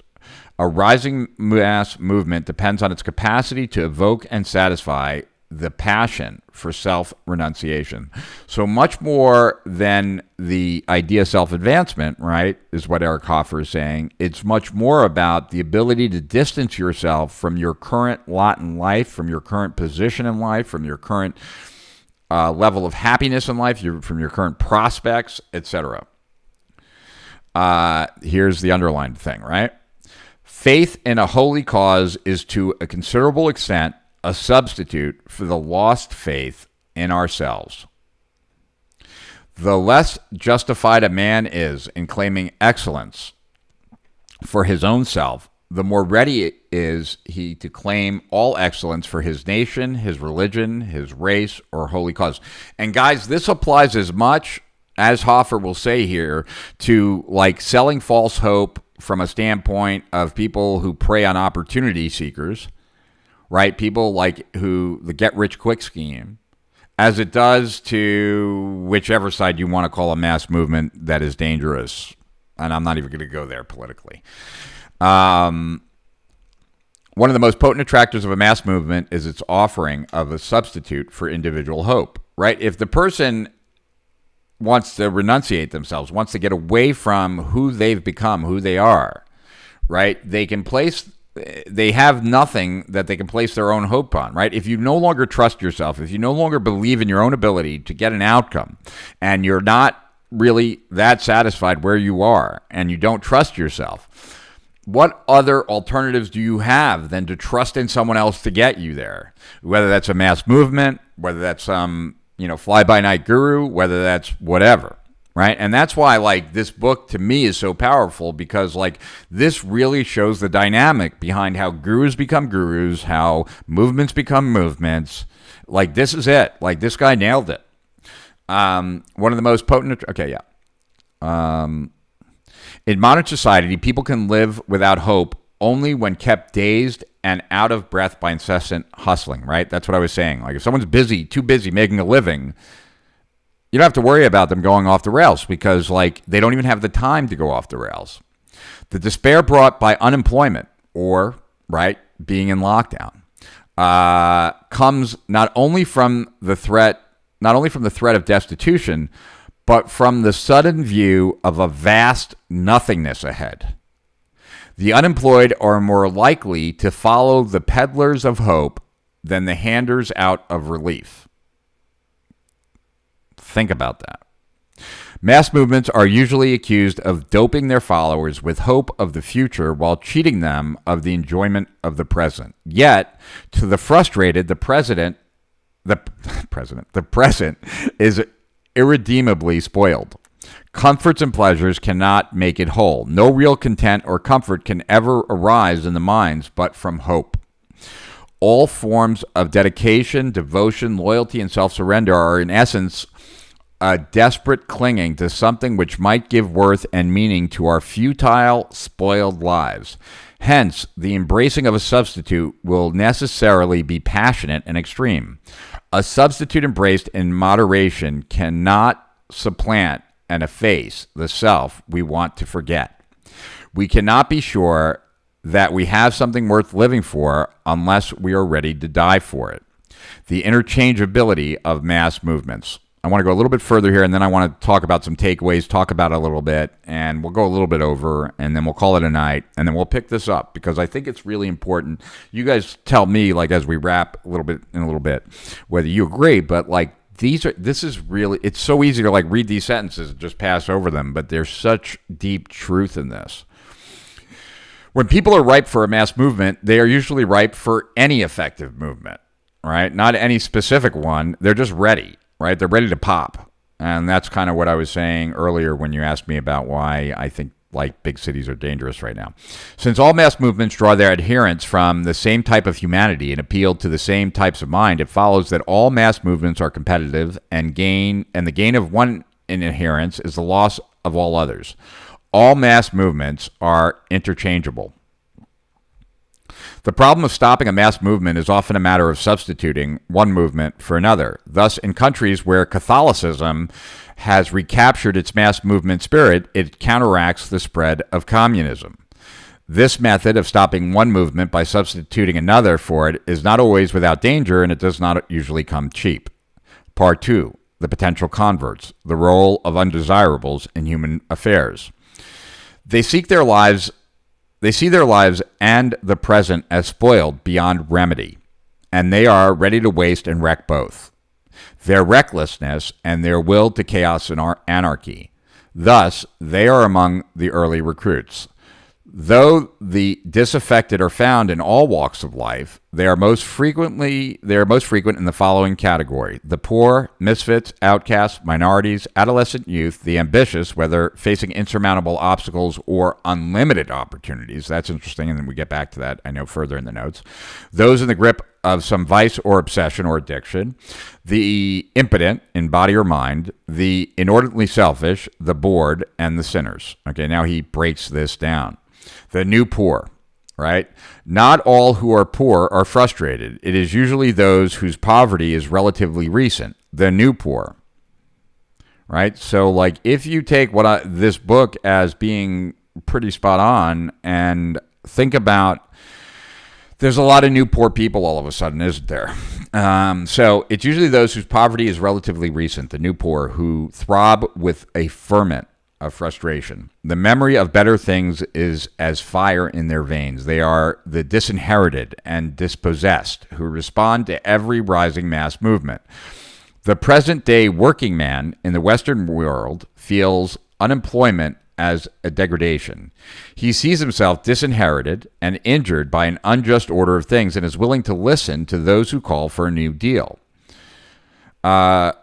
Where people toil from sunrise to sunset for a bare living, they nurse no grievance and dream no dreams, right? They're just too busy working. Misery does not automatically generate discontent, nor is the intensity of discontent directly proportionate to the degree of misery. Discontent is likely to be the highest when misery is bearable, when conditions have so improved that an ideal state seems almost within reach. A grievance is most poignant when it's almost redressed. The French found their position. The more intolerable, the better it became. In both France and Russia, land-hungry peasants owned almost exactly 1/3 of the agricultural land at the outbreak of the revolution. And most of that land was acquired during the generation or two preceding the revolution. In other words, they went from owning nothing to owning 1/3, but once they owned 1/3, that's when they were much more prone to revolt.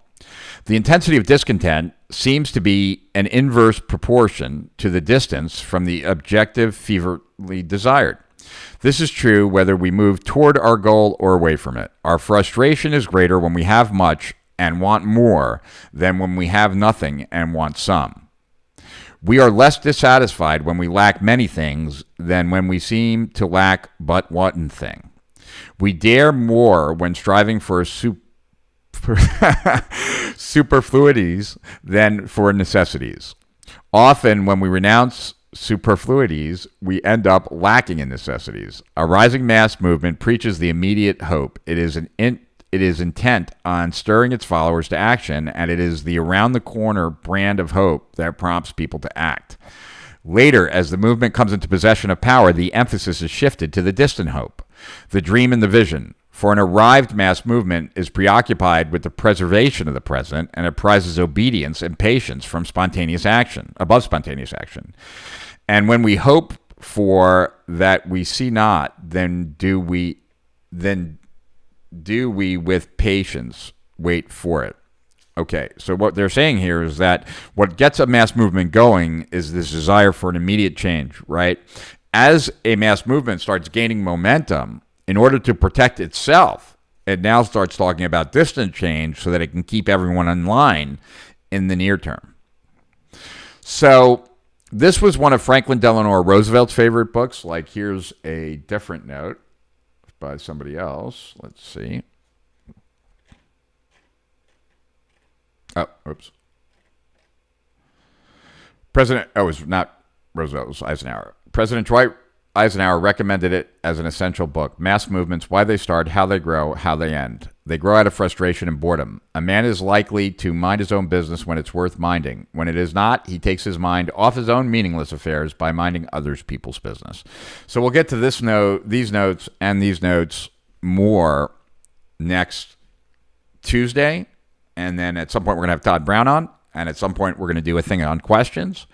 But for right now, I'd love to hear, like, if you got anything from what I've shared. What I want you to get, though, is that I'm not just sharing this book because of what's currently going on, right? Like, that is not, like, I didn't read this book because of the current world that we live in. This book is one of my favorite books because I think marketing at the end of the day, in many ways, is selling hope. And we cannot live without hope. And so some of the best webinars that I've ever crafted, or you could even say this about the manifesto, okay? So let's make it about the manifesto just because that's the thing that I've created that like the most people know, right? One way to look at the manifesto, right, and you wouldn't be wrong, is that what I tried to do was remove all hope for the way that people were currently doing things to be successful. Then offer people like a hand and a new way to go where new hope can be found. So in other words, you would never succeed in the way you're going. And getting people to that realization and then putting people at a crossroads, you can continue down this path that you already have experienced as not getting you there. And I can tell you, based on my experience, it never will. Or you can go down this other path. The path that I took this person down, the path I took that person down, the path I took that person down. Right? Because, and I think I shared this once before, like relatively recently, like when I was first creating that very first automated webinar back in 2007 or whenever.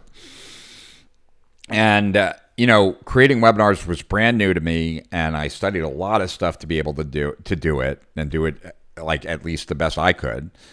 And I shared it with Todd because back then Todd and I were working together, and he watched it and he's like, "Man, this is awesome." He said, when I watch this, I feel like if I'm going to keep doing it the way I've been doing it without you, I should just kind of hang up and quit. And that this approach is by far so much superior that like there's a transference of hope there. And that's what Todd said. And that's what I was aiming for. Right? So one way to think about like at least demand creation and creating demand, is how can you remove hope that the current approaches out there will not lead to the outcome? And that's easier to do than you might expect, because most people in the market have already tried some of those things, and they're in the market because they haven't gotten the outcome. So people are waiting to kind of be pushed off the rail, so to speak, to no longer have hope that that's going to work for them anymore. But they're not going to give up all hope, because we need hope to survive unless you give them another lifeline. And that's one of the elements of creating demand, is to remove hope from the current method and then offer this other method that new hope is built into. If you get that we can't live without hope and you remove hope from the old method, there's only one way that someone can go, and that's to the new method. And so, I've shared this process, right, of how I created the way that I like my marketing style, right? Because mine is kind of unique. And there are a lot of people out there who can sell things that people want better than I can. What I got really good at was selling things that people didn't think they wanted.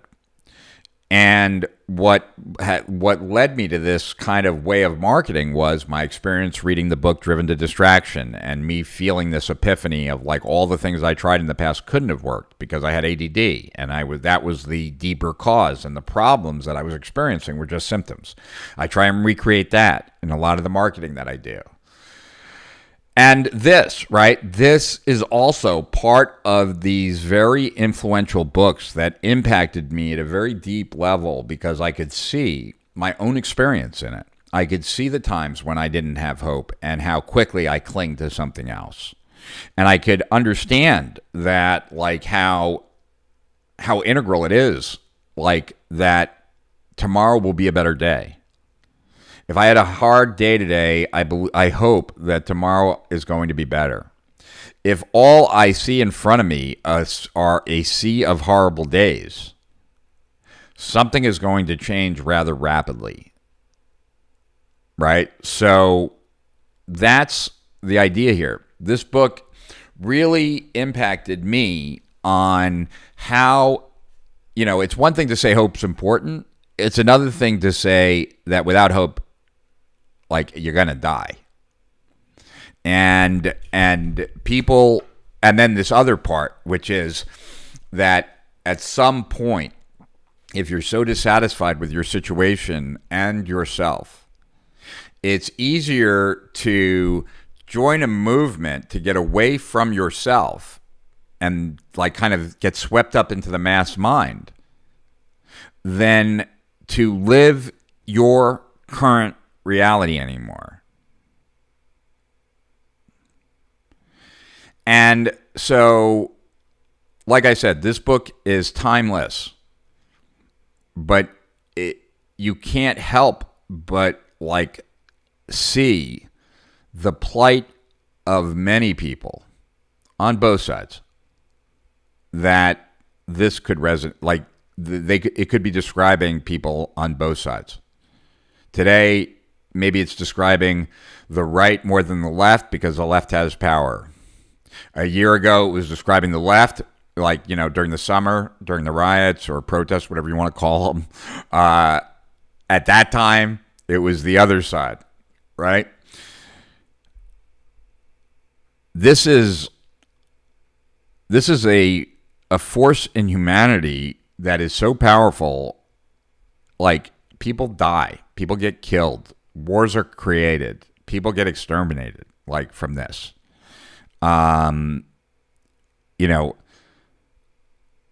Germany got swept up, right, in a cause that they believed that their life would be better if they just got rid of the Jews. People can be led to insane things when they don't perceive any hope, right? Like, that part of like what the true believer was saying there is that the movement is kind of irrelevant. It doesn't matter like what the movement believes in, as long as it's an escape from like my own personhood and my own reality at the moment. I mean, it's really powerful. So let's kind of see. I'm going to backtrack a little bit here, see what you guys are talking about, and then we'll call it a night. If you guys have any questions, go ahead and ask them. I'll get to them by the time before we call it a night. All right. Maven Marketing in Florida was amazing, and my first introduction to Gary V. Loved him immediately. Yeah, he was really great in Orlando, and then from Orlando, Gary and I went to South by Southwest together. And then, I introduced the market on a blog post to Twitter because I was going to tweet as Gary and I were exploring South by Southwest. Busy people do busy things, being busy people. Keith Cunningham. Yes, that's the name. The Road Less Stupid. I love that you collect questions. I do the same. Please share 3 of your questions. Like I said, we'll do a whole thing on that. Thank you for caring about the people from a genuine love of humanity. Yeah. Well, I also think that a session on question would be amazing. Done. We'll do that. So Werner Erhard, this is something I learned from Werner Erhard, not personally, he didn't teach it to me, just from consuming as much stuff of his that I could. Who you think you are is not who you are. It's just how you wound up being. Different circumstances would have led you to wound up being someone different. Who you're being, right? We act in a way that's perfectly correlated with the way in which the world shows up for us.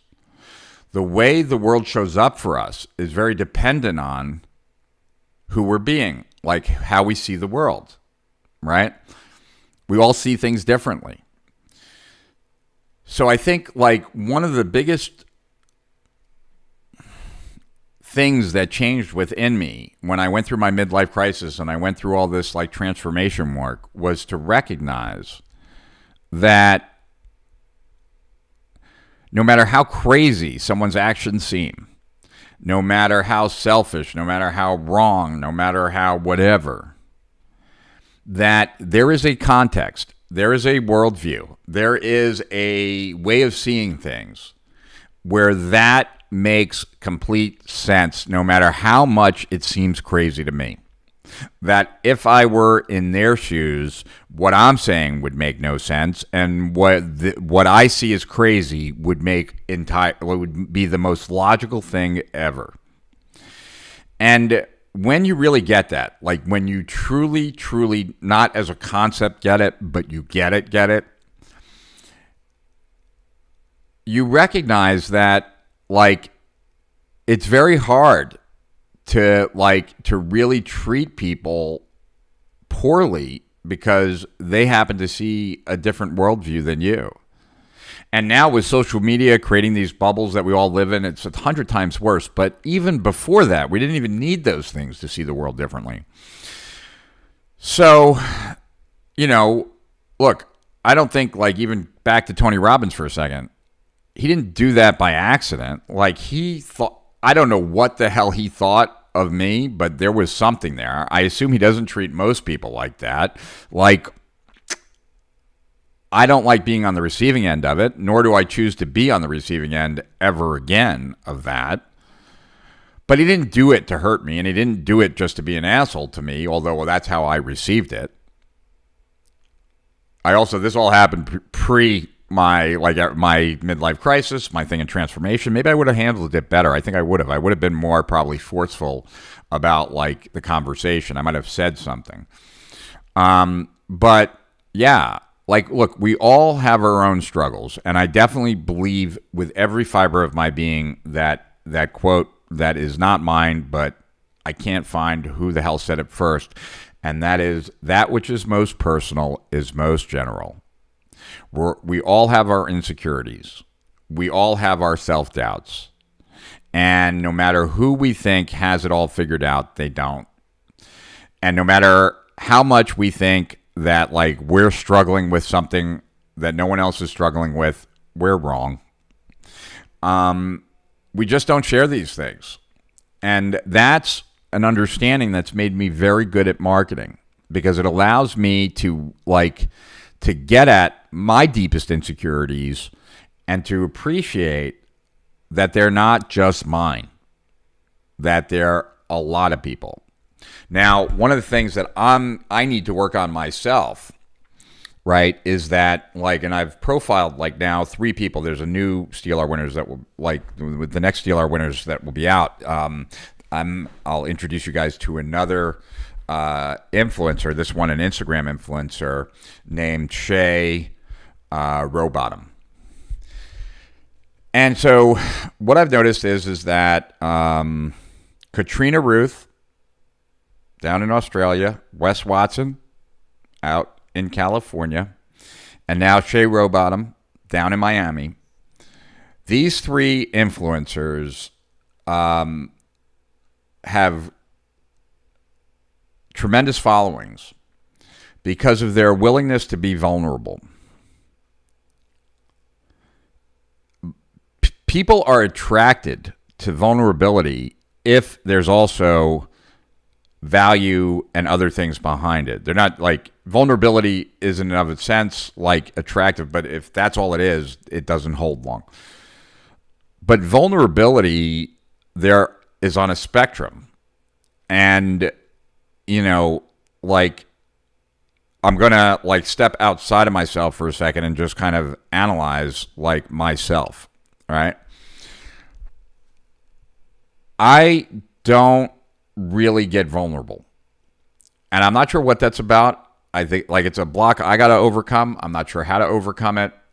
I'm willing to talk about my problems, right? I'll talk about ADD. I'll talk about different things. But you don't really see the emotional side. And I think that the next level for me to get to is to be able to share that. I don't know what prevents me from sharing it. It's not a conscious decision. It's not something that I'm purposely stopping myself from. I just don't even tap into it. Truly vulnerable people not only talk about ADD or something like that, but then they tell you they share the emotional cost of it, right? It's much more visceral. Mine is not. And so that's something that I have to work on. That's why I'm so fascinated by people that are, right? How do you do that? How do you tap into that and be comfortable in the moment in front of other people, really bearing your soul? And I don't think I bear my soul. And if I never did, it wouldn't be the end of the world. But that's not what but I want to keep growing. I want to keep learning. I want to keep getting better at what it is I do. And I think that that's part of the process, right? That that ability to bring you not only to the situation, but help you feel it by really sharing that feeling. And I don't know if that makes sense or not, but that's where that's my project. That's not my most pressing project, because my most pressing project right now is grow Steal Our Winners, relaunch my coaching program, get all that house in order. And we just got an affiliate manager today. I just dealt with Jordan Menard, who's going to be handling our media buying. So I'm now now that I've gotten the business out of Agora and we started to put in some of the systems, now we can start putting the right people in place, and now we can really grow this thing. But once I get all these things kind of going, then the next thing is to then begin to work on myself again and see how much I can grow and really be the best I can be at helping others. And certainly being more vulnerable will help more people, because it's one thing to academically know you're not alone. It's another thing to be holy crap, that person is feeling the same shit that I feel. All right. Lisa, if you're talking about assistant stuff, then go and post something in the group, which let me just look here. There it is. If you're not a member of our Facebook group, it's free, and there's the info on it. Thank you, Lewis. Updated. Would love to buy your book notes library if you ever sell it. Well, when we're done covering True Believer, I will have processed these notes a little bit more, and I will put them in the Facebook group. Powerful. Is there a way to get your book notes? I post them from time to time in the Facebook group. After I cover them, I don't see why I shouldn't share them with you. So I will share this. Oh, cool. All right. So Lisa, I saw your post, and I will I will look at the comments later. What was the assistant hiring site? I'll tell you. Hold on.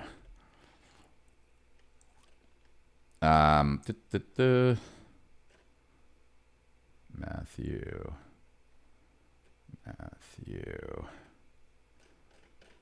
I've gotten so many texts today, it's insane. The one that Matt Stafford from Build, Grow, and Scale. It's Tim is the owner, I think, and it's the Great Assistant Program. I'm talking to him tomorrow, but I'm still going to talk to Lisa too. Perfect assistant. No, I think it's great assistant. Got to thank both opposites of failure of success. Also, I wrote this. Let's make this smaller. Hold on. This book about beauty of our world and our continually restored, redeemed. Very cool. All right. I thought we blamed the world for our failures, but take credit personally when successful. It depends. Like, if we have enough to do, if life is good, right? But, like, you know, I'm not alone, right?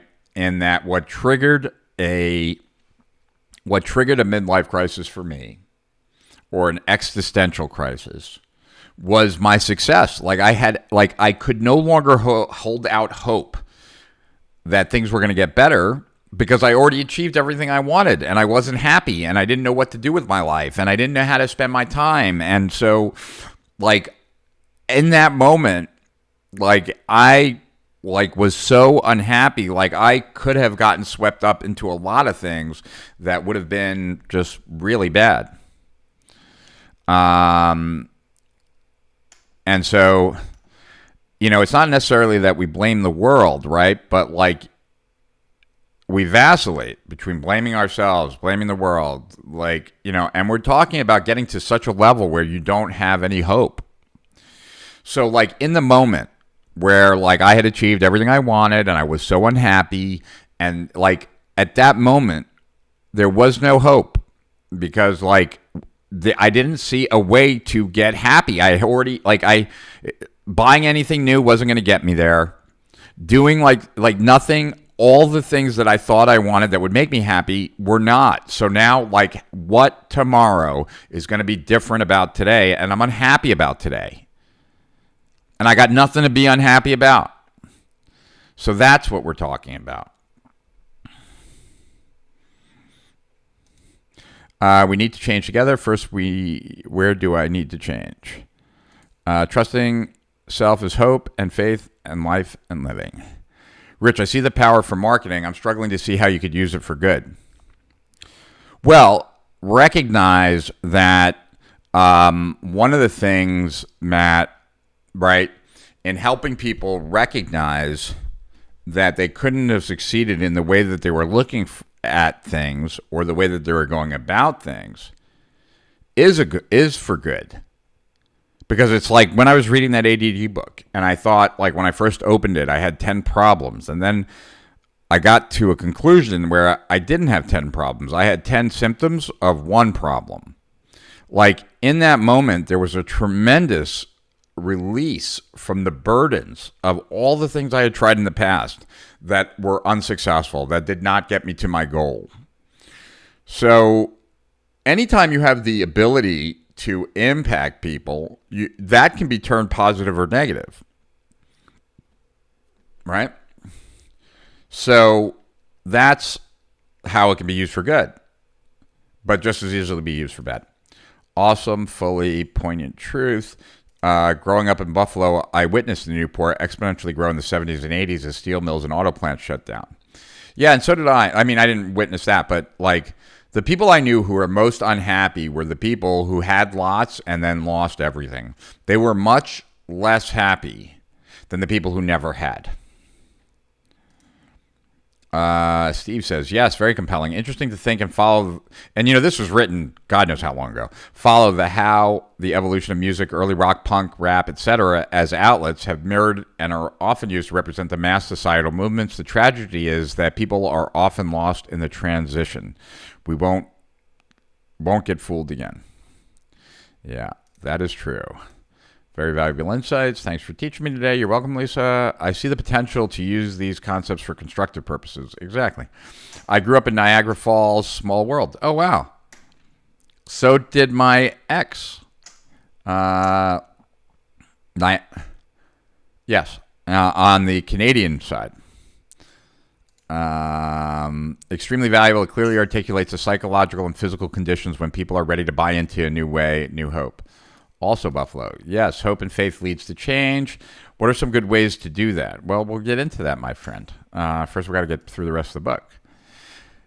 In BizOp, where their job, career, etc. is not giving them results they want, how tactically would you show that this path has no hope, projecting out their future situation? Well, in BizOp, most of those people don't have hope. And that's what's pulling them into BizOp, that they don't have hope that their current situation is going to work out. Becomes automatically normal. I have also enjoyed East Aurora. I guess it's somewhere up there. Brilliant. ADD intelligence on steroid. Yes, absolutely true. That explanation does shine light on how the masses adopt a motive. Great job, Rich. Thank you. You're welcome. What was your Colby score again? 6.374. So 6, fact finder, right? That means I'm an explainer. I look for explanations. 3 on follow through, which means that if you give me a project to finish, it will never get finished. But, so that's the downside, right? Very low follow through. I resist follow through. A 1, 2, or 3 means you resist. But there's a positive to everything. Nothing is negative or positive. Each has a positive and a negative. So if you're very low on follow through, you're very adaptable. I am very adaptable. It's probably one of the reasons why I like Q&As. It's one of the reasons why I really like live streams. I like things that allow me to adapt in the moment much more so than I like to finish something, just get something done. Then 7, quick start. It means I'll start before I even know enough, and they call that improvise. And then implementer is a 4, which is not a 1, 2, or 3, so I don't resist implementation, but I also I'm very close to that. I'm at the low end of neutral, which they describe as restore, which that's a more complicated one, which we'll leave for another time. I like this. We react to outside things. Give and get what we sow. In your Tony moment could be more like awakening to the uncomfortable things. You remind him of someone he's probably grown since. Possibly I've grown. So many going through similar stuff. Nice. Love Cat. Covey taught. Yeah, I got the chance to in that same. It was the League of Extraordinary Minds that Jay and I were doing that Tony thing was related to, and had a great interview with Stephen Covey in that one too. And he only took an hour to do an hour interview.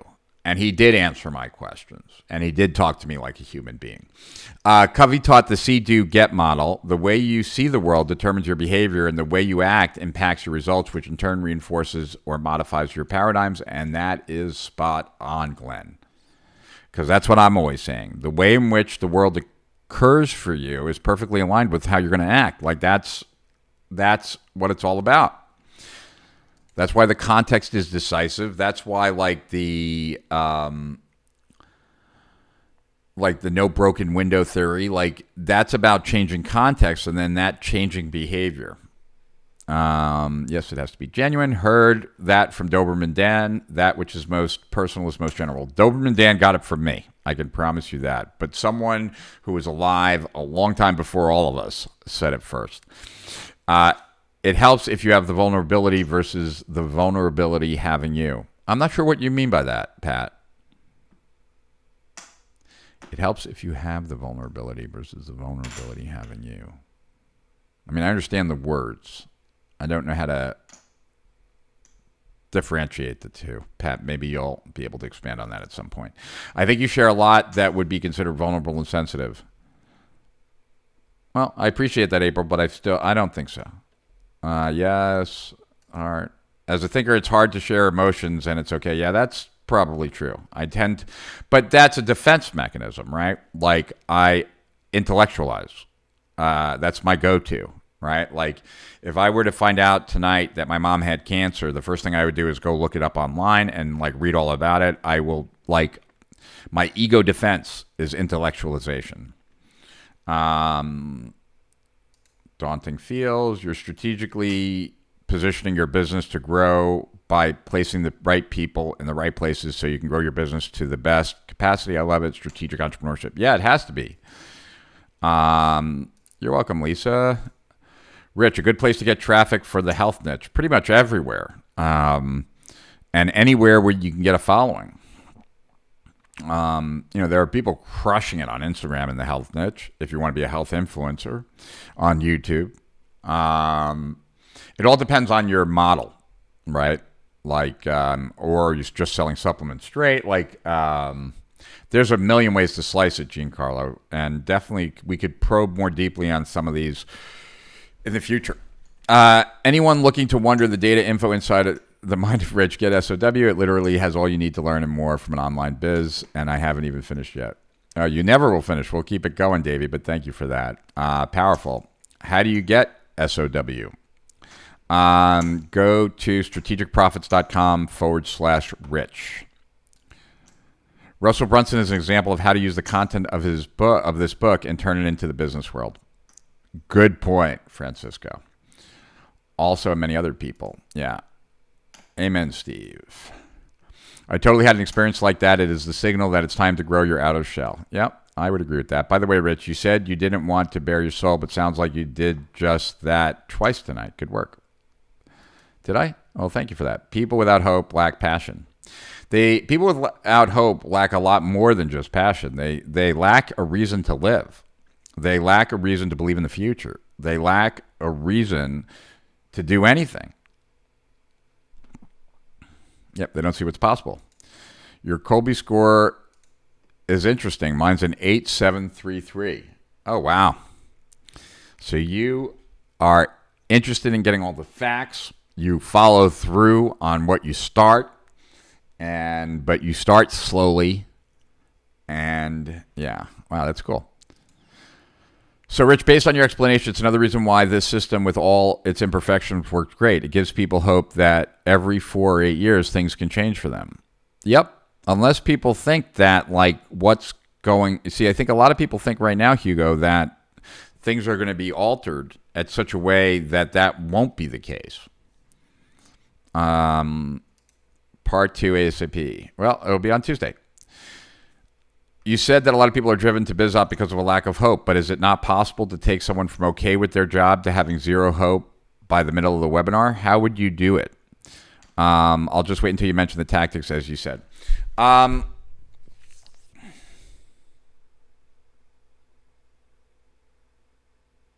I need to think about that. But the way you would do it is you'd have to take them out into the future. You'd have to show them, because the goal, Alex, right? One of the things I teach is you want to get people to the revelation before you give them the explanation. You want to get them to recognize that they're following a futile path before you ever say that, so that you're just confirming what they said, not making an accusation. And so that's why I always teach revelation before explanation. And so what you'd have to do for sure is there'd have to be an intersection of journeys where you're telling a story, they see themselves in that story, and you're on the other side talking about that story, so that there's automatically, like, this guy knows how to get from where I am because he was once where I was, right? We call that an intersection of journeys.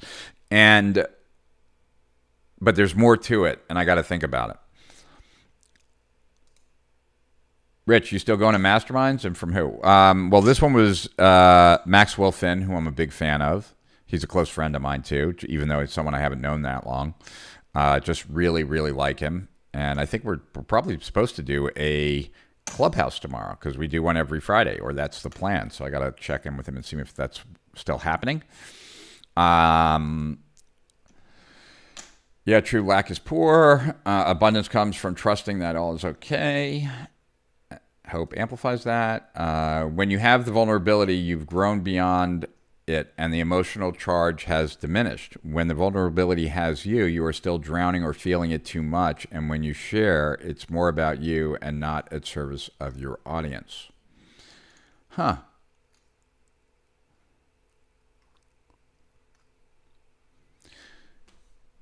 Yeah. Maybe it's also that it's not processed as much. So like the likelihood of bringing it out is more scary because you could lose it, like emotionally, like break down and cry. Let's see some questions for the next call. Perfect. All right. I agree. So as always, guys, love it that you're here. Thanks for being so nice to Jay. Thanks for showing up. Thanks for sharing it. Really appreciate that. We had a great show up tonight. Let me throw the, did I get rid of it? Geez, where did I put it? Geez, hold on. Let me just see. Where is my screen? Me. Let's see. Wow, I lost the J thing unless it's here. There it is. So there's the link. By all means, please check it out. I think you'd be missing a great opportunity if you don't get it. And I want to just once again thank you guys for being here. Thank you for listening. Thank you for commenting. Thank you for giving a thumbs up if you're watching this on YouTube, or subscribing to the channel if you're watching this on YouTube. And if you're watching it on YouTube, you're watching it just as soon as I finished it, because what I'm going to do right now, once we're done, is I'm going to start a new live stream, and I'm going to play this video on YouTube. And then it will be on YouTube, and then you can watch it in high speed for those of you who are interested. And then there's a whole bunch of people that don't want to be on Facebook anymore, and so they watch it on YouTube. So, oh, I will do this, though. Let me throw this on, because, like, yeah, so every Friday night I get together with Mark Ford at his cigar bar, and I could definitely do that. I'd love to have Mark Ford on one of these. Maybe we'll do it from his cigar bar. I'll get him to come, like, that would be kind of fun. So we did, like, that promo that you saw at the very beginning of this was at Mark Ford's cigar bar. And,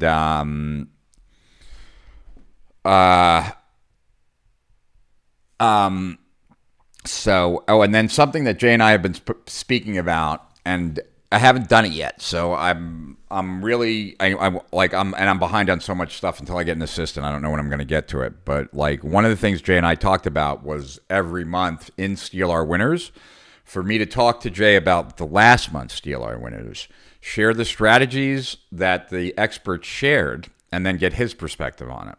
He'd like to do it because he wants to stay up to date with what's going on in the online marketing world and wants to hear about the latest and greatest tactics. I would like to do it for two reasons. One, because Jay's my mentor, and I want him to know these things just for his own benefit. But then having him hear it and give his thoughts about it, I think would be very valuable to everyone else.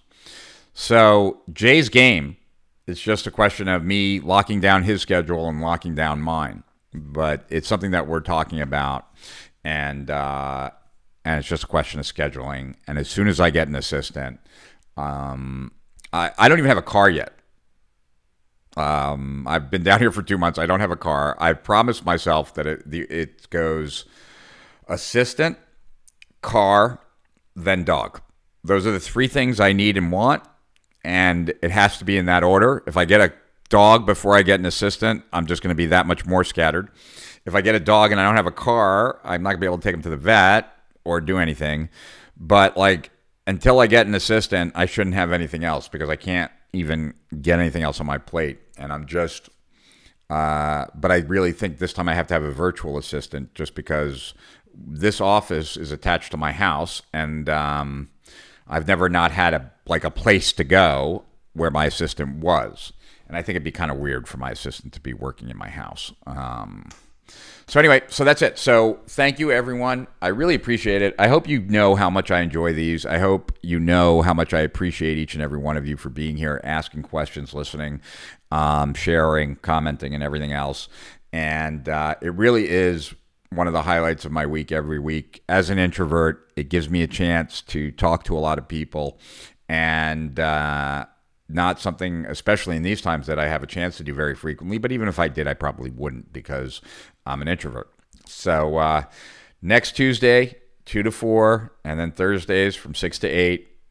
You guys are wonderful for being here.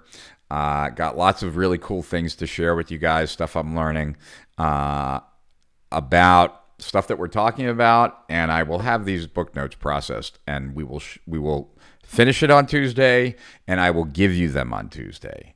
And if anyone has someone who they think would be a great assistant, or like, pass the word. I'm going to have this conversation tomorrow, but pass the word, because and Lisa, I will track you down on LinkedIn as well. And so good night. Have a great weekend. Hopefully stay safe, and that the world stays safe, and we'll all be here alive, healthy, and happy on Tuesday. Till then, to higher profits and beyond. Schefren out.